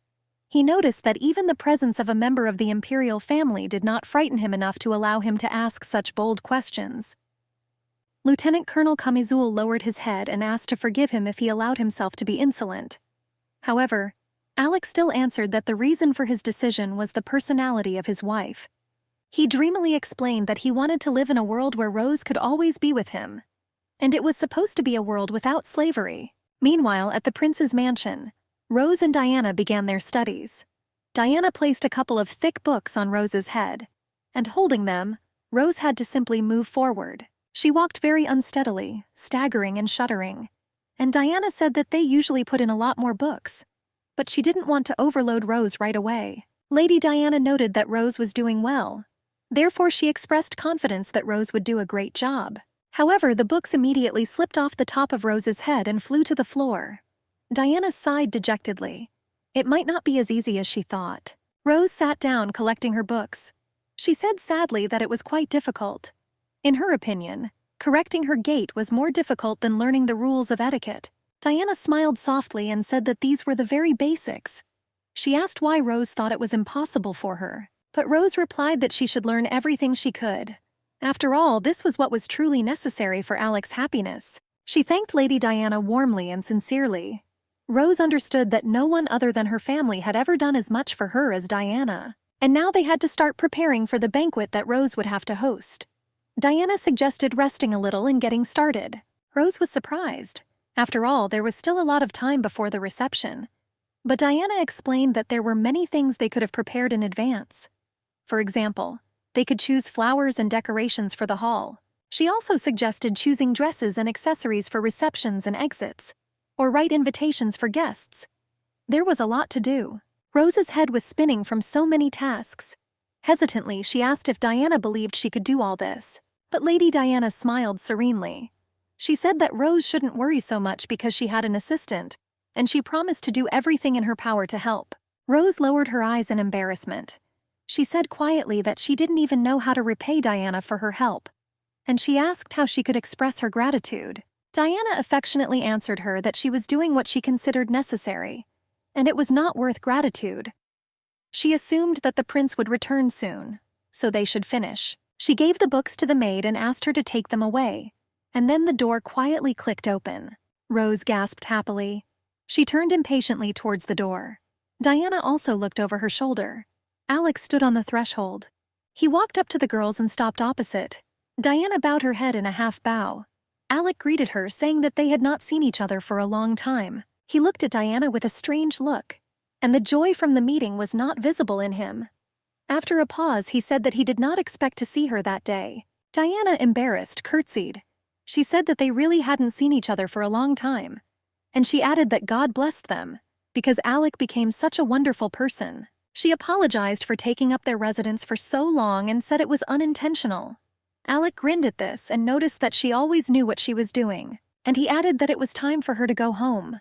Rose, hearing this, looked at him in fear, and Diana bowed low to Alec and, apologizing, said that she was already leaving. Rose tried to stop her and invite her to have dinner with them. She was surprised by Alec's coldness. But Diana said softly that Rose must be tired and should rest. So she wished her good night and got ready to leave. Rosa said discouragedly that she would wait for the next meeting. She stood and watched Diana leave.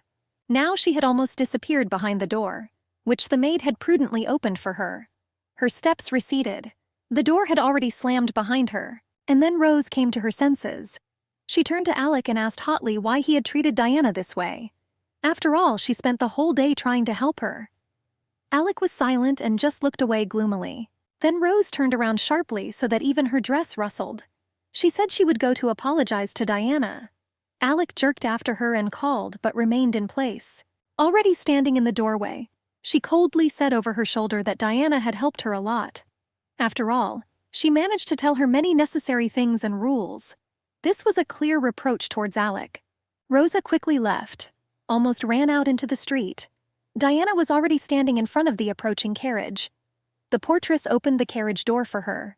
Rose called out to Lady Diana. She turned around in surprise. She didn't seem to expect anyone to try to catch up with her. But Rose, out of breath, said that she was very glad that she could catch up with her. And she added that she came to apologize on behalf of Alec.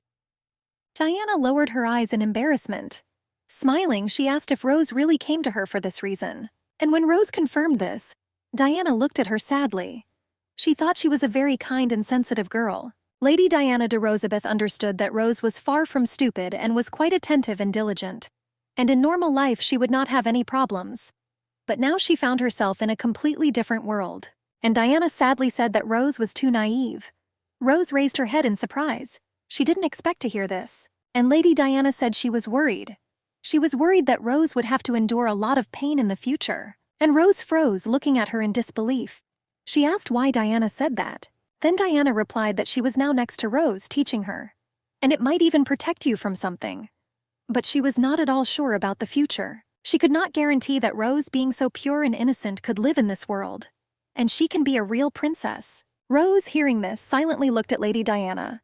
Her huge blue eyes were full of pain. Everything was just beginning. The next morning, Alec sat at his desk in his office and looked through documents, occasionally making notes. Rose sat opposite him with a book. Alec was unhappy with Diana's behavior yesterday. He already understood that she really wanted to understand what kind of person Rose was. But, in his opinion, she was too hasty in forcing Rose to study. He could not even imagine that Diana could be so incorrect. And now he was going to reprimand her the next time they met.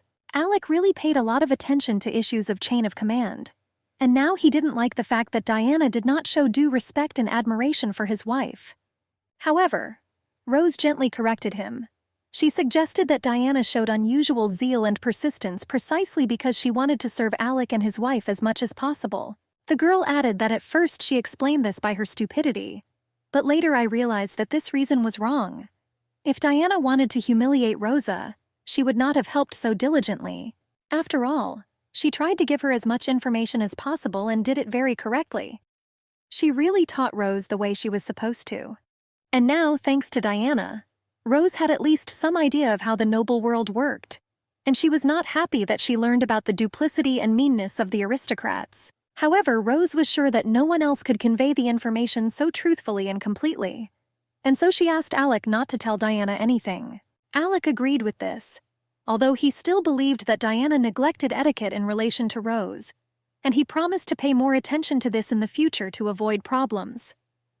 Realizing that Diana was not in danger, Rose relaxed a little, but I still felt anxious and restless. She looked at how deftly Alec managed with piles of papers, and she thought that perhaps she still would not be able to adequately correspond to his status. Finally, the time has come for Diana's next visit.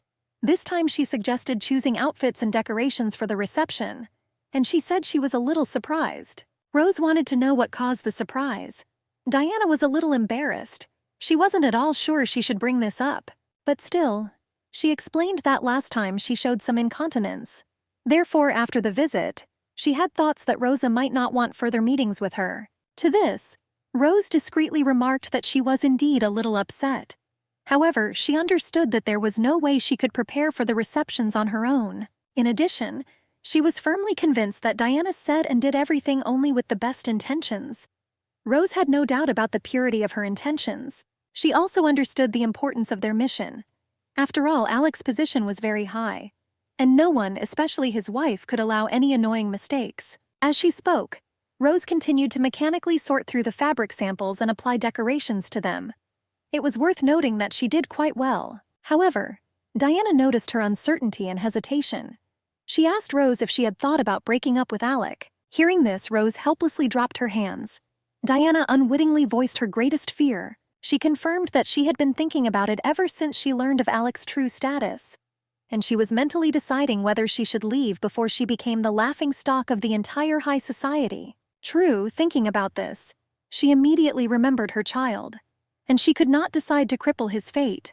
But then Diana suddenly said that she should not doubt herself. Rose turned in her direction in surprise. It suddenly seemed to her that Diana could read her innermost thoughts, and she continued to say that Rose was trying so hard to learn everything, and had already done so much to prepare for the reception.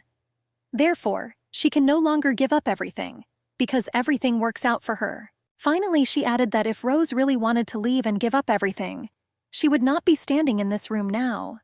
This hurt Rose a little. She turned thoughtfully to Diana.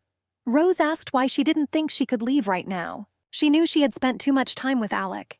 For her now, there was no person closer and dearer. Everything was changing too quickly for Rose. She never thought that she would leave her hometown, and she believed that she and Alec would be together forever. And now she is already in the big city, in high society. Diana saw her hesitation. She understood what was going on in Rose's soul now, and she felt great sympathy and respect for this brave girl. So she told Rose that she should definitely save their feelings and her place next to Alec. She didn't promise it would be easy. Even Rose's determination might not have been enough. However, it was not worth even starting with such a depressed mood. Diana asked Rose to discard these thoughts. She explained that if anyone senses weakness in her, they will not hesitate to take advantage of her to destroy her. Although, of course, Alec will try to protect her. However, it can also be difficult for him.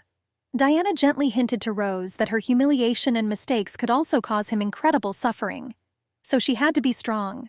After a short silence, Diana stood up and walked over to Rose. She asked if she had already decided on the fabric, very gently and correctly.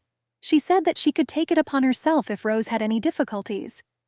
She already understood what kind of dress would be ideal for the prince's wife. Standing next to Rose and looking at her in the mirror, Diana convinced the girl that they should choose a truly perfect dress.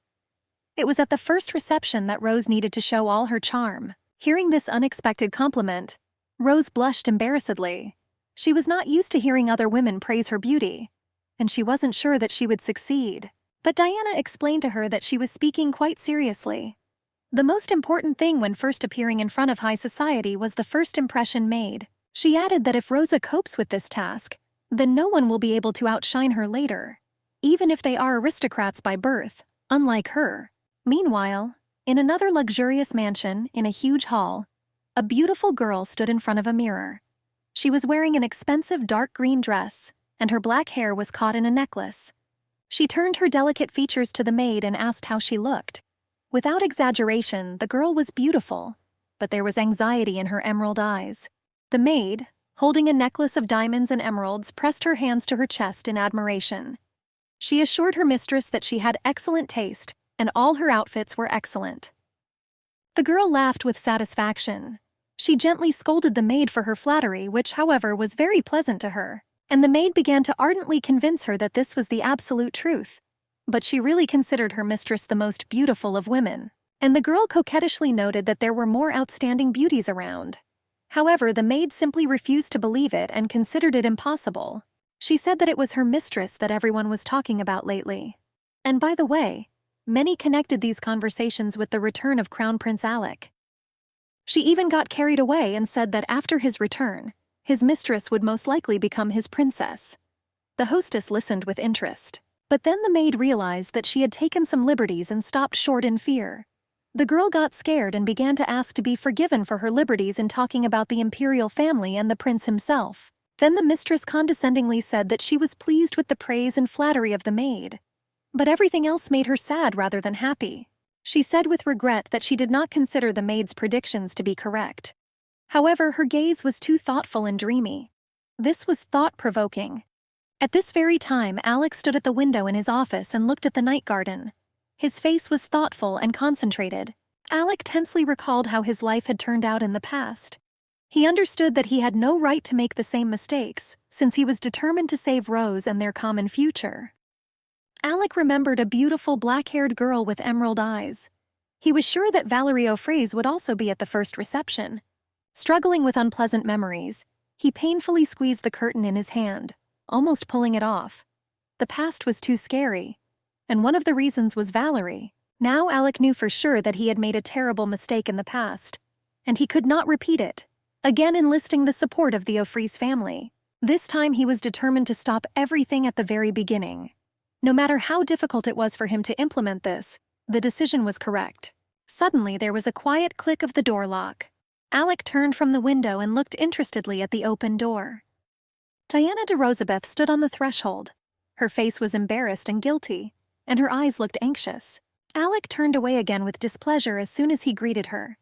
He seemed disappointed by her visit, but Diana realized that he was still angry with her for taking liberties. However, she was quite determined. Therefore, she cast aside doubts and embarrassment and said that she needed to discuss something with him. Alec sighed and reluctantly agreed to listen to her. But to his surprise, she said that she would like to talk elsewhere. This surprised Alec quite a bit.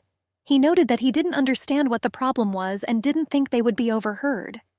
And then Diana explained that this concerned Rose. She said there was something Alec needed to look at for himself. Seeing his hesitation, Diana continued to insist. Alec pursed his lips in displeasure. But Diana's persistence convinced him of the importance of the issue.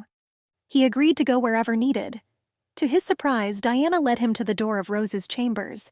They stood in front of the high doors. Diana knocked softly.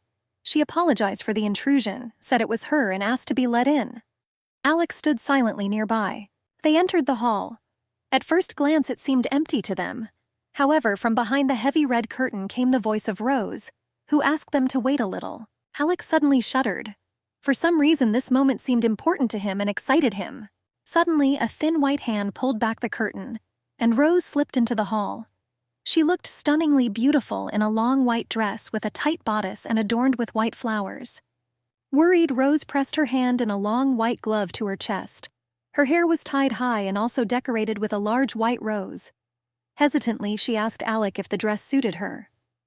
The girl quietly said that a more modest outfit would be more appropriate. However, Diana, smiling, said that she was a real beauty, and she brought Alec to confirm it. Alec was barely able to come to his senses and start breathing normally again. He tenderly took Rose's hand in his and asked her never to say that she was ugly. From an excess of feelings, he dropped to one knee and began to kiss her hands.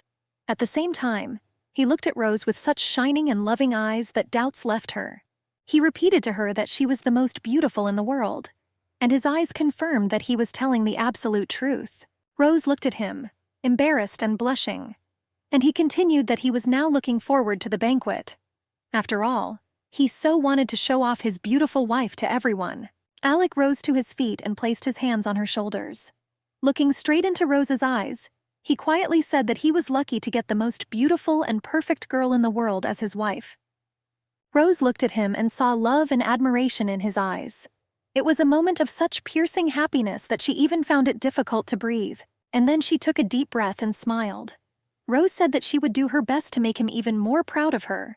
She was going to be the perfect lady, but as soon as she said this, a shiver ran down her spine. Rose trembled as if from fear. Her eyes widened.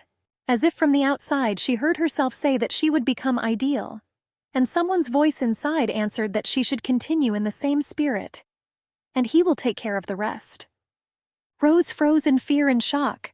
She couldn't understand whose voice she was hearing in her head, and then she heard Alec carefully asking if she was okay. He was concerned that she didn't look very good. He gently put his arm around her waist and leaned over her.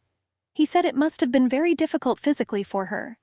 But Rosa had already come to her senses and replied that she was fine. Diana also looked at her worriedly. She assumed that Rose was simply overtired, having forgotten about the pregnancy. Then Rose replied that she was just a little tired. She was truly sorry that Alec and Diana had to worry about her. And then Rose remembered the effect she had on Alec, appearing in a white dress and with flowers. She said with satisfaction that she would definitely go to the reception there. Her mood has already improved significantly. although she still remembered the strange voice inside with bewilderment. It seemed that her inner being was participating in this conversation. Meanwhile, at the other end of the city, 4 cute girls settled down in an elegant gazebo. They all belonged to the upper class and were engaged in a fascinating conversation. One of them decided to share new gossip. From overheard conversations, she learned that the crown prince had already arrived in the city, and he was supposedly going to attend the next banquet. One of the girls, with beautiful emerald eyes and black hair, Lady Valeria O'Fraise, listened more attentively than the others. She did not participate in the conversation, only listened carefully. And others discussed his unexpected appearance after several years of seclusion. Everyone was interested in what he looked like now. One of the girls suddenly remembered that Lady Valeria O'Fraise had already met him before. She asked to tell me something about him. And then someone remembered that the prince had previously been considered Lady Valeria's fiancé. But she remained silent to the questioning glances of the girls. Then the girls began to speculate about how and when the engagement took place. It was agreed that the late empress had close ties with the O'Fraise family.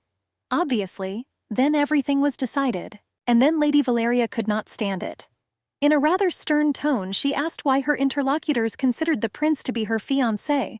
After all, they haven't seen each other for quite some time. According to her, she saw the prince as a child. And I only remembered that even then he had the character and dignity of an emperor. And then the girls began to twitter vyingly about the fact that he was probably Valeria's first love. And they unanimously decided that the prince was unfair to his bride. And then another cheerful voice was heard behind them. The sweet girl sarcastically asked who the prince's bride was. Her appearance was a complete surprise to the others. The girls were quite embarrassed. They greeted the new arrival, calling her Lady Gladys. She was a pretty blonde with long straight hair wearing a pink off-shoulder dress. She cheerfully asked if they were sure that the prince was aware of this engagement and agreed to it. The girl believed that childhood promises meant nothing, because they had long been forgotten. One of the girls found her words too harsh, and Lady Valerie quietly said that she did not break off contact with the prince and did not break off communication. She was just waiting for him to return at the right time, and she believed in his return, and that plans for a joint future would come true. To this, Lady Gladys asked why he had to wait, since this had not been agreed upon. She wanted to know if Lady Valerie really thought that the prince still liked her. The girl asked a question and waited impatiently for an answer. She was very cheerful, but very persistent and active. Her passion even made Lady Valerie laugh, and when Gladys asked what was funny about it, Lady Valerie asked for forgiveness. After laughing, she explained that coming from Gladys it sounded very romantic. Besides, she thought Lady Gladys was funny, but she didn't like it at all. It sounded as if Lady Valerie didn't think she was particularly smart. Then Lady Valerie explained somewhat arrogantly that all this was not simple childhood memories. It was a promise to her father, Viscount O'Fraise, and this promise was given by Her Imperial Majesty, the late Empress and mother of the prince. Therefore, Lady Valerie and her family considered the matter settled and her engaged. Here Gladys hesitated and became embarrassed. Smiling awkwardly and stammering, she replied that that was not what she meant at all. However, this girl was not so simple at all, and she didn't like the feeling of being left behind at all. Gladys was in no mood to lose. Therefore, she modestly lowered her eyes, and in an innocent voice asked how much time had passed since the death of the Empress. And she asked if it was true that Lady Valerie had not seen the prince since his departure. Gladys also reminded Lady Valerie that the O'Fraise family was not the only one in the area who belonged to the highest nobility. This means that the rest can also claim high kinship. Smiling flirtatiously, Gladys said that the Belgenor family also had a long aristocratic lineage. Her family was ancient and famous enough to intermarriage with monarchs. Enjoying the sudden onslaught, she struck the final blow. Gladys reminded those around her that her family also has a charming young lady who would not mind sharing the throne with the prince. There was a tense silence at the table. Each of the girls experienced a different emotion. Some were admired by Gladys's courage, others were shocked by her impudence. But everyone was shocked. Finally, Lady Valerie was able to pull herself together. Taking a deep breath, she said that everything was true, and she did not deny that my lady could also become a princess. Everyone was very interested in who the prince would choose, and Lady Valerie, like everyone present, was looking forward to the first banquet. Rosa also thought anxiously about the reception, lying in her bed late at night. She thought with horror that tomorrow would be the most terrible day for her. the day of her first appearance, Alec sat next to him on the bed shuffling papers. He noticed that Rose could not sleep and realized that the girl was very worried. She didn't deny it. He tried to calm Rosa down, saying that there would be no problems. Alec didn't think she should worry so much about having all the attention on her. Looking at her with loving eyes, he again repeated what he had said many times before. No matter what anyone says, Rose was his only beloved wife. Then she relaxed a little and thought that he was right, and everything would be fine. Rose knew that she and Diana had worked hard and prepared to get everything ready. She told herself that she just needed to do everything as Diana said. Rose tried to completely trust the one who unwittingly became her only friend in this huge city. Rose told Alec several times how happy she was that Diana would be accompanying her to the reception. However, in the morning he received unpleasant news. Alec stood at the window, irritably listening to the babble of Lady Diana's maid. He couldn't believe his ears when she said Diana wouldn't come. And the maid who brought the bad news once again asked for forgiveness. No one could have foreseen that the condition of Diana's father, Viscount Ventwis, would suddenly deteriorate so much. After all, the terrible news arrived only early in the morning. Then the maid had to inform Lady Diana about the Viscount's sudden illness. The situation required her indispensable presence. Diana tried to find a way out for a long time and thought about all this. She had absolutely no idea what she should do so as not to let the prince and Rose down. However, the filial duty was stronger than the secular one. Alec, hearing this, was extremely dissatisfied. He was already dressed for the reception in an elegant black tuxedo with gold-embroidered lapels. The wine-colored silk tie was held together by a ruby hairpin. The formal attire only emphasized his arrogance and coldness. He said that he was sorry, but he instructed Diana to support Rose and help her in everything. Therefore, he firmly instructs the maid to convey something to Diana. Alec demanded that she be present at the banquet, as originally planned. Finally, he reluctantly added that Diana would be able to return to the Viscount's residence after the reception was over. His coldness and callousness was striking. And then Rose entered the room. She had heard the end of Alec's speech and was now amazed at his selfishness. She indignantly asked how he could demand this from Diana. Alec turned around guiltily. He did not expect to see Rose now and wanted to resolve this issue without informing her. But she heard everything, and now said that it was impossible to ask Diana to postpone her trip to her father. After all, if a person dear to her was dying, then she certainly had to be next to him. Alec rubbed his forehead tiredly and replied that this situation was also unpleasant for him. But he understood that Rose now depended on Diana and her advice for everything. However, she was quick to assure him that everything would be fine. Rose looked at him pleadingly. She asked and at the same time insisted, asking to let Diana go. She explained how hard they worked to get everything ready. Therefore, I was sure that there would be no problems. And finally, she reminded Alec that he himself asked her not to worry so much. So now she didn't want Alec to demand Diana's return. After all, Rose understood that if Diana was not with the Viscount in his last hour, she would never be able to forgive herself for this. Alec thought about it. He understood Rose's desire and didn't want her to think that he didn't believe in her abilities or appreciate her efforts. But at the same time, he also understood how much was at stake. It was not at all easy for him to make this decision. It would be much easier to use your power and force Diana to come. But this had already displeased Rose and could have upset her even more. Finally, he said quietly that he understood her. And even more quietly, he suggested that she cancel everything. He had the power to do a lot. And only with her desires he could not do anything. But Rose simply said that she hoped for the best. The girls worked hard to make sure everything was in order, and Rose hoped that nothing would happen. Finally, it was time for the reception.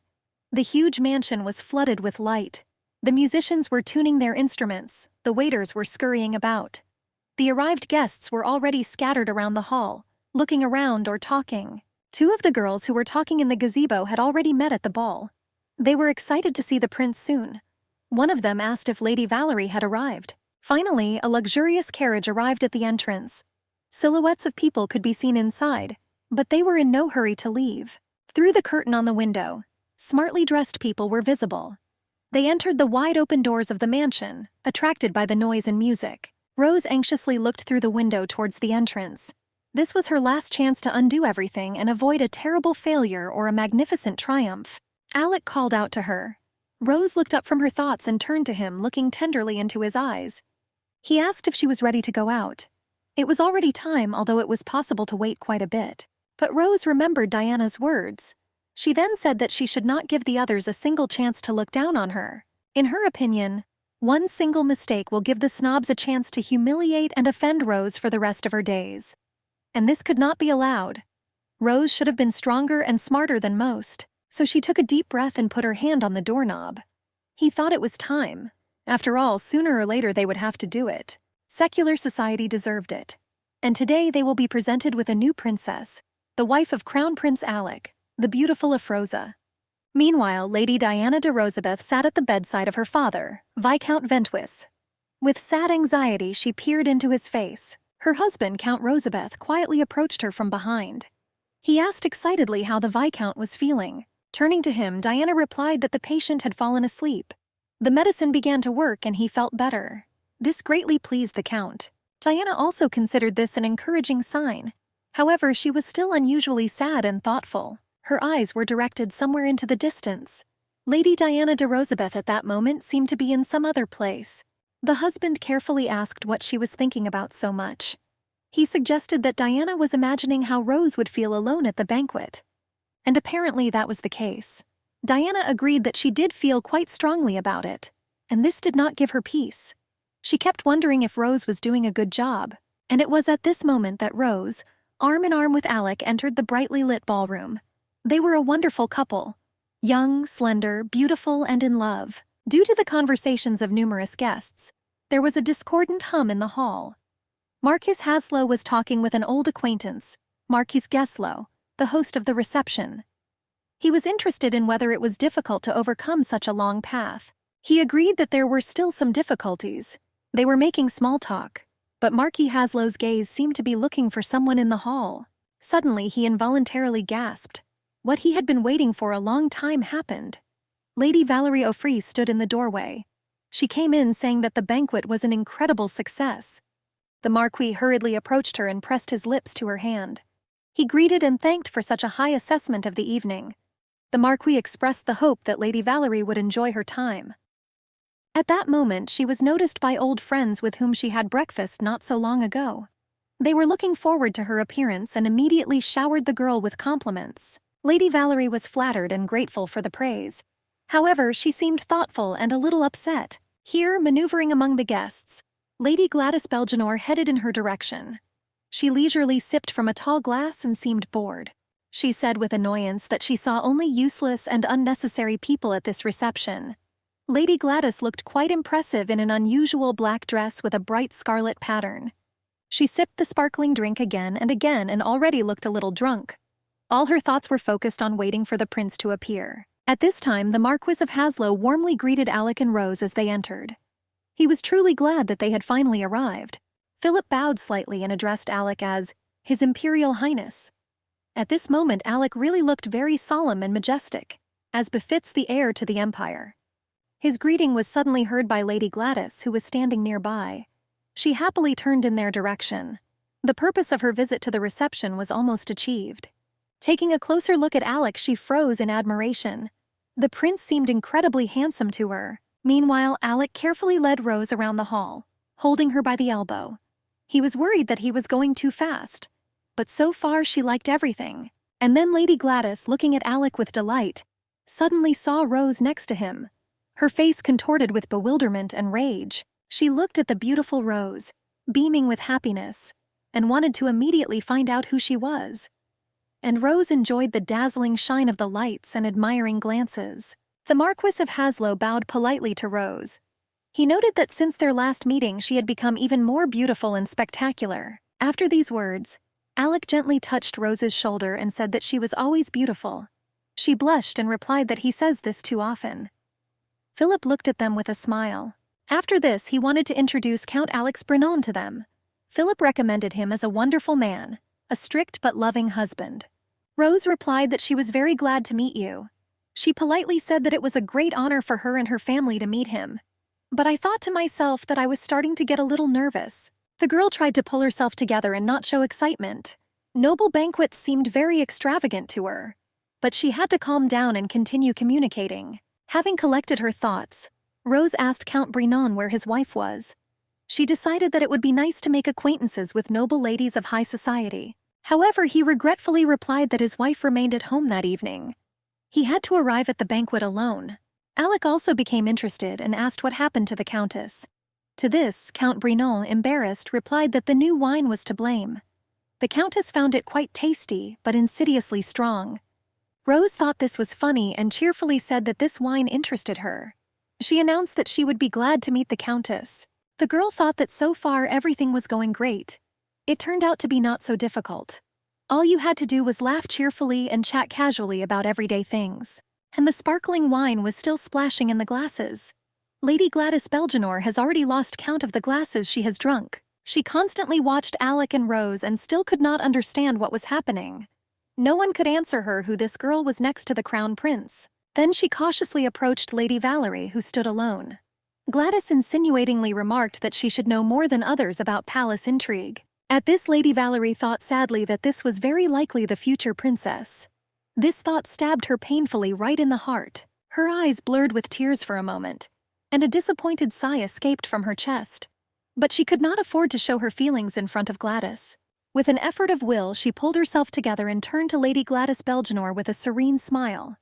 This was very helpful, because she was carefully watching Valerie. Lady of Frise asked Gladys to stop being so stupid.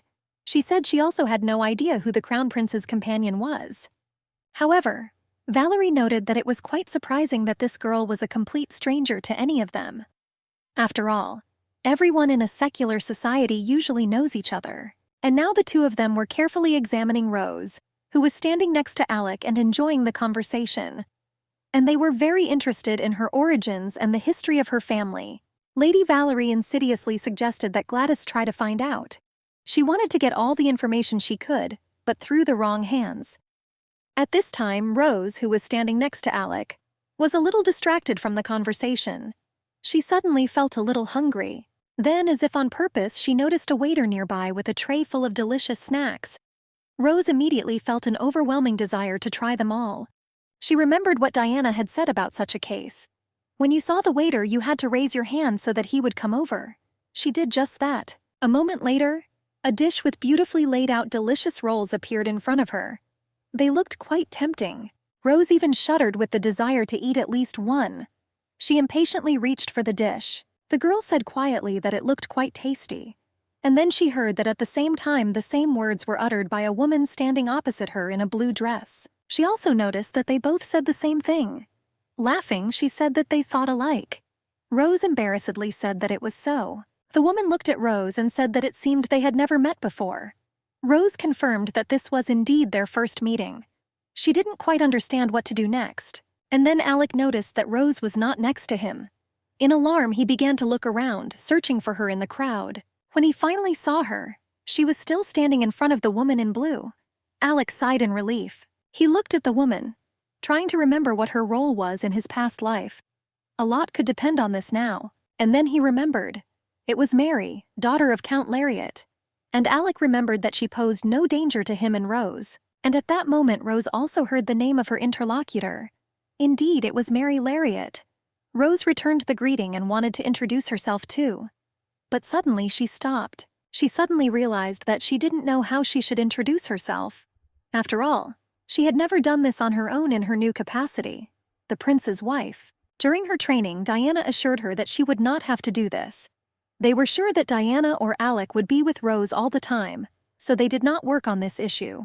And now Rose was in a difficult position, and Lady Mary was still looking at her expectantly. Then Rose gathered her courage and said her real name, Afroza Catherine. She thought that if she introduced herself calmly and with a friendly expression on her face like Lady Mary, then everything would be all right. However, she still did not feel entirely confident, so she preferred to leave as quickly as possible. Rose said that it was nice to meet you, but she had to go, and left. Lady Mary looked after her thoughtfully. The girl seemed nice to her but rather strange. Meanwhile, one of the girls who had recently had breakfast in the gazebo approached her with a greeting. She wanted to ask Lady Mary something. She turned around displeased. She was not particularly attracted to girls of this kind. They seemed empty to her, but she did not lag behind. She nodded towards the departed Rose and asked who the lady they were talking to was. She was very interested in what family the mysterious stranger belonged to. After all, almost everyone in this room saw her for the first time. And when Lady Mary said her last name, the girl thought. She tried to remember if she had ever heard of the Catherine family. Gladys Belgenore had never heard of such a family either. She suggested that the stranger might be from another country, and Lady Valerie O'Fres, with whom they shared their guesses, remembered something. She said that she seemed to have heard this name before. She thought hard, remembering, and suddenly she gasped, illuminated by a guess. Lady Gladys turned interestedly in her direction. She remembered, and now she even blushed with excitement. A strange smile played on her face. Gladys saw that she knew something. She began to bombard Lady Valerie with questions about this mysterious family, and she thoughtfully replied that she had a private teacher as a child, and his last name was just Catherine. This was not what Gladys expected. She found this information boring. However, Lady Valerie also had something interesting. According to her, there was a funny story connected with this man. Seeing Gladys's interest, she began to talk. Usually a private teacher teaches etiquette and manners, and naturally he himself should be a role model in this. However, her teacher became known for something a little different. According to Valerie's information, he once stole a beautiful slave girl. As she said this, she looked thoughtfully at the beautiful Rose. And she stood next to Alec, magnificent in the radiance of her beauty, and did not suspect the danger that threatened her. Once upon a time, a little girl, Valerie O'Fres, overheard an interesting conversation. She heard two maids talking about how one of the slaves had disappeared. One of them expressed confidence that teacher Catherine stole this girl. After all, they had been communicating quite closely lately.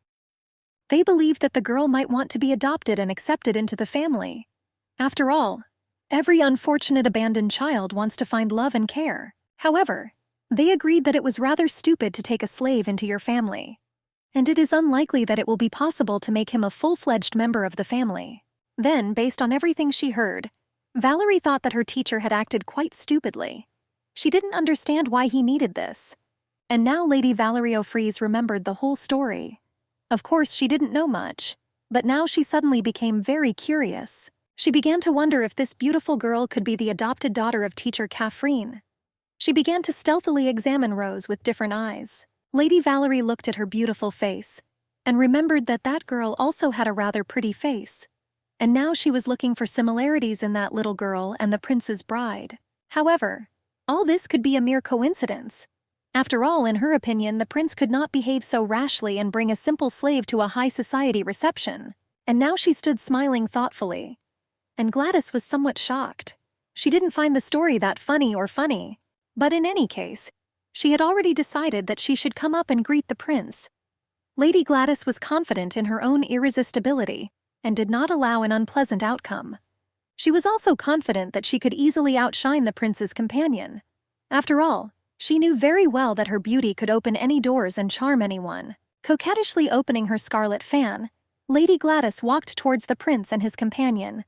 Somewhat arrogantly, she told Lady Valerie that she would convey her greetings to the prince. However, less than 5 minutes had passed before Gladys stood in front of Lady Valerie again. She was surprised to notice that Lady Gladys had returned earlier than she had expected. Lady Valerie asked a little sarcastically if Gladys had conveyed her regards to His Highness, but she stood in front of her as if she had been doused with ice water. Gladys stammered and answered Lady Valerie that this was the first time she had been humiliated like that. The look on her face was mixed with rage. She didn't know at all how to react to this. The point was that something had just happened that was completely out of line with all the rules of high society. As soon as she approached the prince, she dropped her fan as if by accident. This should have been the perfect chance for the prince to pick him up and make small talk. However, he only calmly glanced at her over his shoulder. Lady Gladys widened her eyes at him in amazement. She didn't understand how he could be so indifferent to her, and he suddenly noticed that it was getting too noisy here. Without greeting Lady Gladys Belgenore, he suggested that Rose look for another quieter place, and they left, hugging tenderly. Gladys was furious, and now Gladys was angrily saying that she was too beautiful and attractive. She deserved some delicacy, and the prince crossed the line with his indifference. Lady Valerie agreed with her on this. She also believed that the prince behaved unacceptable. After all, he didn't even say hello to Gladys. It was quite unexpected. Of course, Lady Valerie considered Gladys selfish, narrow-minded and superficial. She didn't treat her well at all. But Gladys was still a lady, and she belonged to the ancient family of Belgenor. Valerie wondered why the prince showed such disdain for such an influential family. The O'Freeze family had not received any news from the prince for a long time. Therefore, no one knew anything about the new princess either. Of course, the prince deserved the best and could make his own choices. But this did not mean that it was worth bringing an incomprehensible stranger with you. She looked towards Alec and Rose. The girl was beautiful and serene. Alec stood next to her with a tense and gloomy face. Valerie would really like to understand the prince's intentions, and Alec at this time was thinking about the events of his past life. He tried to remember every little thing, every detail, so as not to repeat previous mistakes. He remembered Count Belgenor bowing pleadingly before him. He asked the prince for permission to propose Gladys for the role of the third empress, but Alec was extremely unhappy with this. He didn't want to act dishonestly again. He already had to commit several actions that did not honor him. However, the count insinuatingly reminded him of something. It would be nice for the prince to have the support of someone who can stand up to the O'Freeze family, and the Belgenor family was best suited for this. Lady Gladys Belgenor was always and in everything the rival of Lady Valerie O'Freeze, and now Count Belgenor was convincing Alec that this was necessary. According to him, he also thought about the safety of the first Empress Afrosa, but Alec thought that he had already had to make a difficult choice once. He had already made Lady Valerie O'Freeze the second Empress, and then it was also for Rose's safety. Exhausted by heavy thoughts, he suddenly came to his senses, and he realized that he had squeezed Rose's tender shoulder too tightly. She turned around and looked at him worriedly, and Alec tried to give his face an expression of calm, so as not to worry his beloved. Rose kindly told him that he looked too tense. She was cheerful and carefree, so Alec decided to do everything possible to keep that expression of joy from disappearing from her face. He tried to smile and asked if he really looked serious. Rose said that's exactly what it looked like. Then he assured her that it was an accident. Then Rose decided to ask him who the lady was who was trying to attract his attention. For some reason, she seemed strangely familiar to Rose. Alec remained silent. His thoughts rushed feverishly in search of a neutral answer to this question, and Rose speculated aloud about how this could have happened. After all, she arrived in the city for the first time and could not know anyone present. Suddenly, she gasped in surprise. Alec froze in fear. He suddenly thought that Rose might also remember something from her past life. But then she cheerfully suggested that the lady looked as if she had stepped out of a portrait by a talented artist. Rose dreamily added that it was the first time she had seen someone so beautiful. Alec sighed in relief. Apparently the threat passed by, and Rose herself found a reasonable explanation. He looked at her tenderly and asked where such thoughts came from in her head. Rose shrugged. He decided to find out if the lady really seemed so beautiful to her. And when she said that she was, Alec replied that she was much more beautiful. And he added that he himself didn't really know that lady. At this very time, some guests were carefully watching them. The girls were talking, discussing the fact that they were always together. And they wondered why the prince looked only at Rose. According to tradition, the emperor usually had several wives. They also reasoned that the prince really did not know Lady Belgenor closely. Therefore, his actions could still be explained. But no one could understand how it was that he did not even greet Lady O'Freeze. After all, they were not just acquainted with her, but were even considered engaged. And Lady Valerie O'Freeze, as if reading their thoughts, thought that she could wait no longer. She decided to take action. She looked again at Alec, who was tenderly hugging Rose around the waist. And finally, she moved towards them. She took a deep breath and put her glass down on the table. Lady Valerie knew that nothing would change unless she did something. So she cheerfully turned to a girl she knew standing next to her. Lady Valerie told her the banquet was wonderful. She agreed in surprise. And Valerie added that she must finally greet the host of the evening. She smiled serenely again and looked very calm. Valerie turned and walked towards the Marquis Geslow. Outwardly, she was completely calm, but inside her heart was fluttering like a bird in a cage. At that time, he was standing next to Alec and Rose and entertaining them with conversation. The Marquis this evening gave them maximum attention, as the most honored guests. Noticing Valerie's approach, the Marquis frowned with concern. He felt the awkwardness of the situation, but did not know how to resolve it. Lady Valerie came and stood directly opposite him. She greeted the Marquis joyfully. In her opinion, the banquet was an incredible success, which she joyfully informed the Marquis about.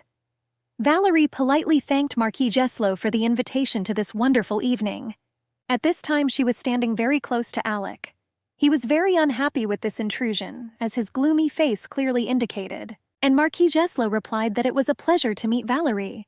He also thanked her for the fact that she, like a ray of light, illuminates any place wherever she comes.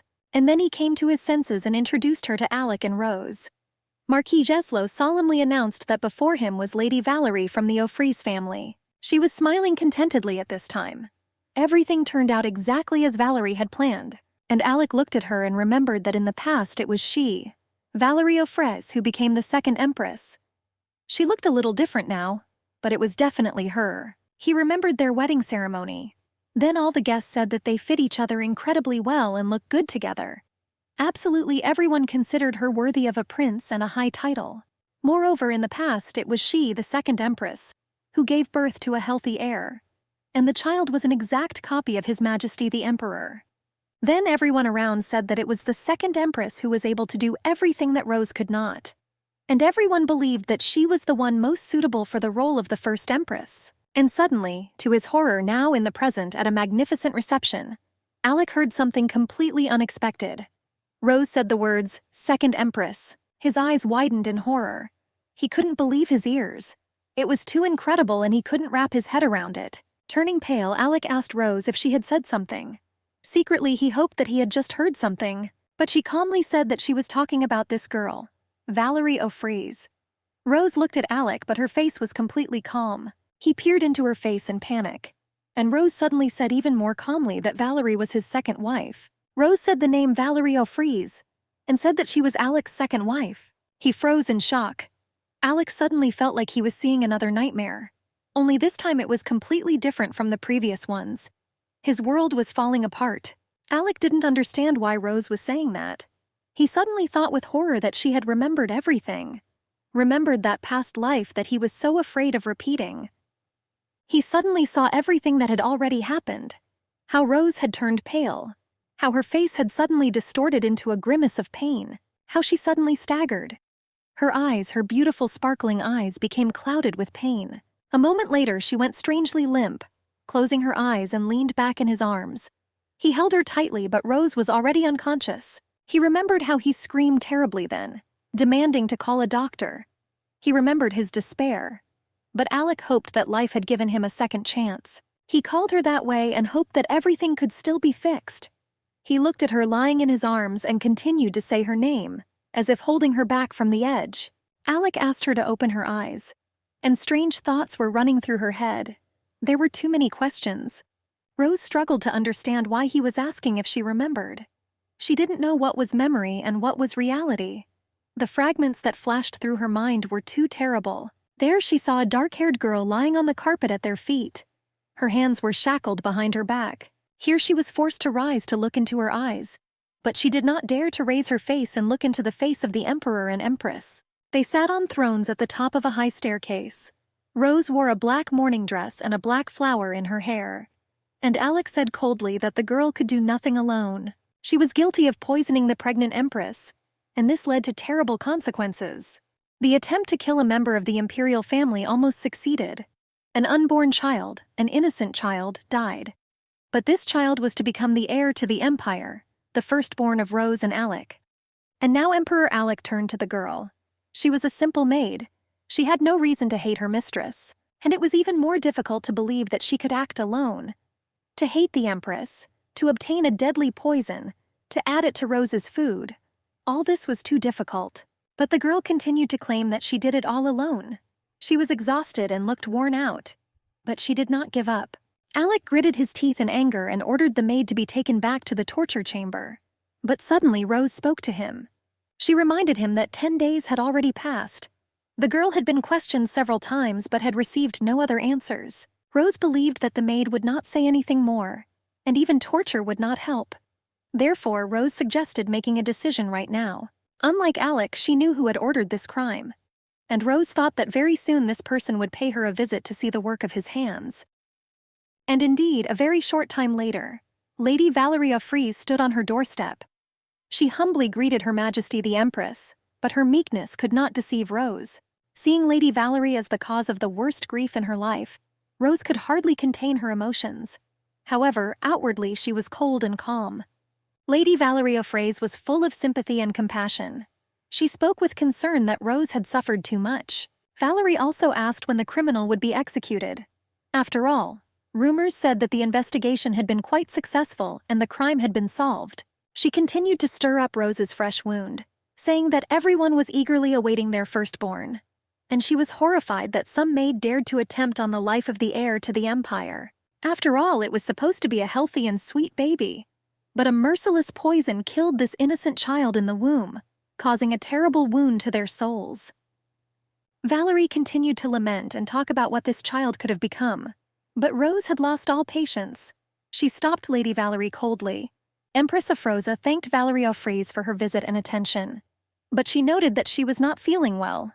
This was a clear hint that the visit was over. The visitor was embarrassed and asked for forgiveness for her persistence.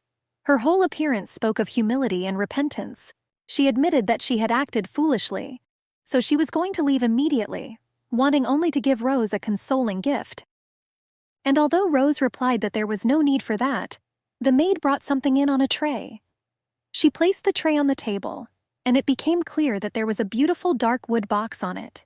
Valerie babbled that she wasn't sure the Empress would like the gift, but she said it had been incredibly difficult to find and deliver from another country. According to her, the box contained a special kind of tea leaves. At first glance, it was an elegant box made of dark wood with a silver base and lid. There was an unusual monogram on the front. Lady Valerie explained that she wanted to cheer up the Empress a little, so she tried to find out her preferences and found her favorite type of tea.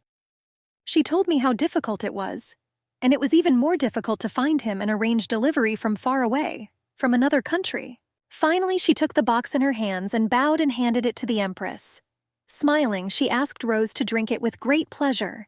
Rosa looked at her thoughtfully, so beautiful and smiling, and she was struck by Valerie O'Fraise's cynicism. Rose was sure that it was Lady Valerie who had poison added to her food, and that she was the one to blame for the death of her unborn child. So now to receive a gift of tea from her hands was extremely unexpected. More than anything, she now wanted to throw the box right in Valerie's face. For a moment, Rose imagined what it would look like. The maids would probably rush to help. Yes, Rose would have given a lot to have the right to wipe that cynical and deceitful smile from Valerie O'Fraise's face. But Empress Afrosa could not do it. Then it would be impossible to avoid gossip and malicious rumors. Rumors would spread at court that the Empress had gone mad. For to anyone looking from the outside, it would have been clear that Lady Valerie O'Fraise had done nothing wrong. Her image was impeccable, and any unseemly act would only give the right to remind the Empress of her low origin and unworthy upbringing. And because of the death of the heir, many considered her a bad mother. Empress Afrosa did not want to appear crazy in the eyes of her subjects. Therefore, she only thanked Lady Valerie O'Fraise for the gift in a restrained manner. Calmly and confidently, she expressed her confidence that she would like the tea. Although at that moment she wanted nothing more than to simply disappear and never appear in this place again. Sometime later, late at night, the Empress stood at an open window in a small room. This was supposed to be the bedroom of the heir to the imperial throne. The room was furnished with white, elegant furniture. The wind was fluttering the weightless curtains. There were tiny shoes on the chest of drawers. Everything seemed to be waiting for a little prince. Rose stood by the open window and looked at the night sky. All the subjects had lost their crown emperor, and she had lost her firstborn, her child from the man she loved. And so it was unlikely that anyone could understand her pain and share her grief. Only loneliness helped a little. But then she heard footsteps, and someone called her name. Alec was standing in the doorway. He also looked depressed, but there was also concern in his gaze. He said her name again, but Rose didn't even turn around. She didn't seem to hear him, and Alec begged her to talk to him. He came a little closer and stood hesitantly behind her. He asked Rose not to behave like that, and she just quietly asked what he meant. Then, having grown a little bolder, he began to say that he couldn't bear to see her like this. Then she finally turned to him. With a strange smile, Rose asked him what he thought she should be like. She suggested that she should smile and hold her face like a proper empress. Alec hesitated and replied that he hadn't meant that. Then Rose asked him again what he expected from her. After all, she did not know how she should behave, and how she had the right to show her grief, because that was all she felt now. At that moment, there was nothing inside her except pain. Rosa remembered how she had received numerous visitors, how she had sincerely thanked them for their attention. And now she did not understand how she could have been so naive. So now, having lost so much, she didn't want anything anymore. She didn't even want to live anymore. Rose regretted everything that had happened to her, and she wanted only one thing: to disappear. She would have given everything to never find herself in this luxurious palace. She burst into tears and covered her face with her hands. But suddenly she felt Alec gently take her chin and call her name. He asked her not to say such terrible things. Looking at her with suffering, he said that he could not lose her. But Rose, sobbing, told him that she had made a terrible mistake by not protecting their child. However, Alec begged her not to blame herself. He hugged her tightly and held her close to his chest. As he held her tightly, Alec begged her to stay alive. She might hate him, but she had to stay by his side. He asked her not to leave without him, and never to leave him. After all, he needed her so much. Alec remembered her, it seemed, all his life. After all, before her there was almost no life, and now Rose was almost lost to him. Locked in an ocean of pain, she had shut herself off from him and was becoming more distant with every passing minute. But suddenly she looked at the tiny shoes, standing forlornly on the dresser. And Rose told Alec that he too had lost a child, and he too had a right to feel pain. She stroked his cheek and looked straight into his eyes. Rose said that they were both suffering, and that united them. It was incredibly difficult for them at that moment, but Alec asked her to hold on a little longer for him. He continued to believe that everything would be fine soon. And then Rose made another fatal mistake. She got a glimmer of hope by trusting Alec. She decided to trust him again and promised that she would wait. Wait for the day when everything would be good again, and when she could smile again. Years passed, and one fine warm day Rose stood next to Alec on a green lawn under the bright rays of the sun. But this day and this meeting were not pleasant for them. They stood over a small gravestone, almost invisible among the emerald grass. Under a simple gray granite stone adorned with a modest cross, lay their firstborn, Klaus. Rose was talking to him. She was telling this unborn child that he now had a little brother. They had named him with the wonderful name Lawrence, and she and Alec perceived his birth as a gift from heaven. Rose believed that their baby had sent another child to his inconsolable parents in exchange for himself. It was his last gift. She looked at the stove with love, remembering her feelings and her joy. She had felt them for a very short time when she learned of his existence. His loss caused her great pain. However, over the years it subsided a little. And after Lawrence was born, the wound in her soul almost healed. So the first feeling Rose had when Lawrence was born was gratitude to Klaus. After all, his little brother was absolutely adorable. Tired Rose looked at his sleeping face and felt a strange mixture of pride and anxiety. The long-awaited pregnancy had finally ended successfully, and now Rose could fully enjoy meeting her baby, who had been inextricably linked to her for the last 9 months. She gently stroked his cheek with her finger. Her eyes were clouded with tears of happiness. Yes, it was a perfect, adorable baby. His silky hair was the same golden color as hers, and his nose was exactly like Alec's. And now, like any mother, it was hard for her to believe that she was the one who could bring this amazing creature into the world.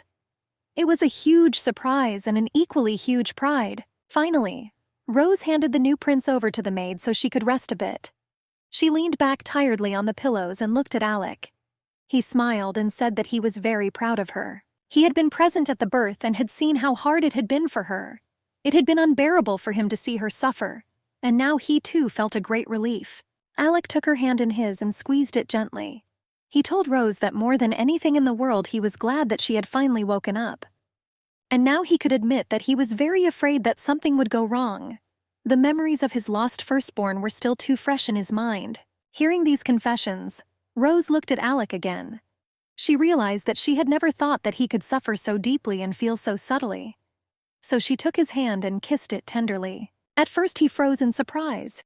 Then his face broke into a blissful smile. Finally, Alec had everything he could ever dream of: a loving wife and a long-awaited son. Rose pressed his hand to her cheek and rubbed her face against it. She closed her eyes blissfully and said that she simply had to wake up. Looking at the baby sleeping peacefully in the maid's arms, she quietly said that she simply had no right to leave.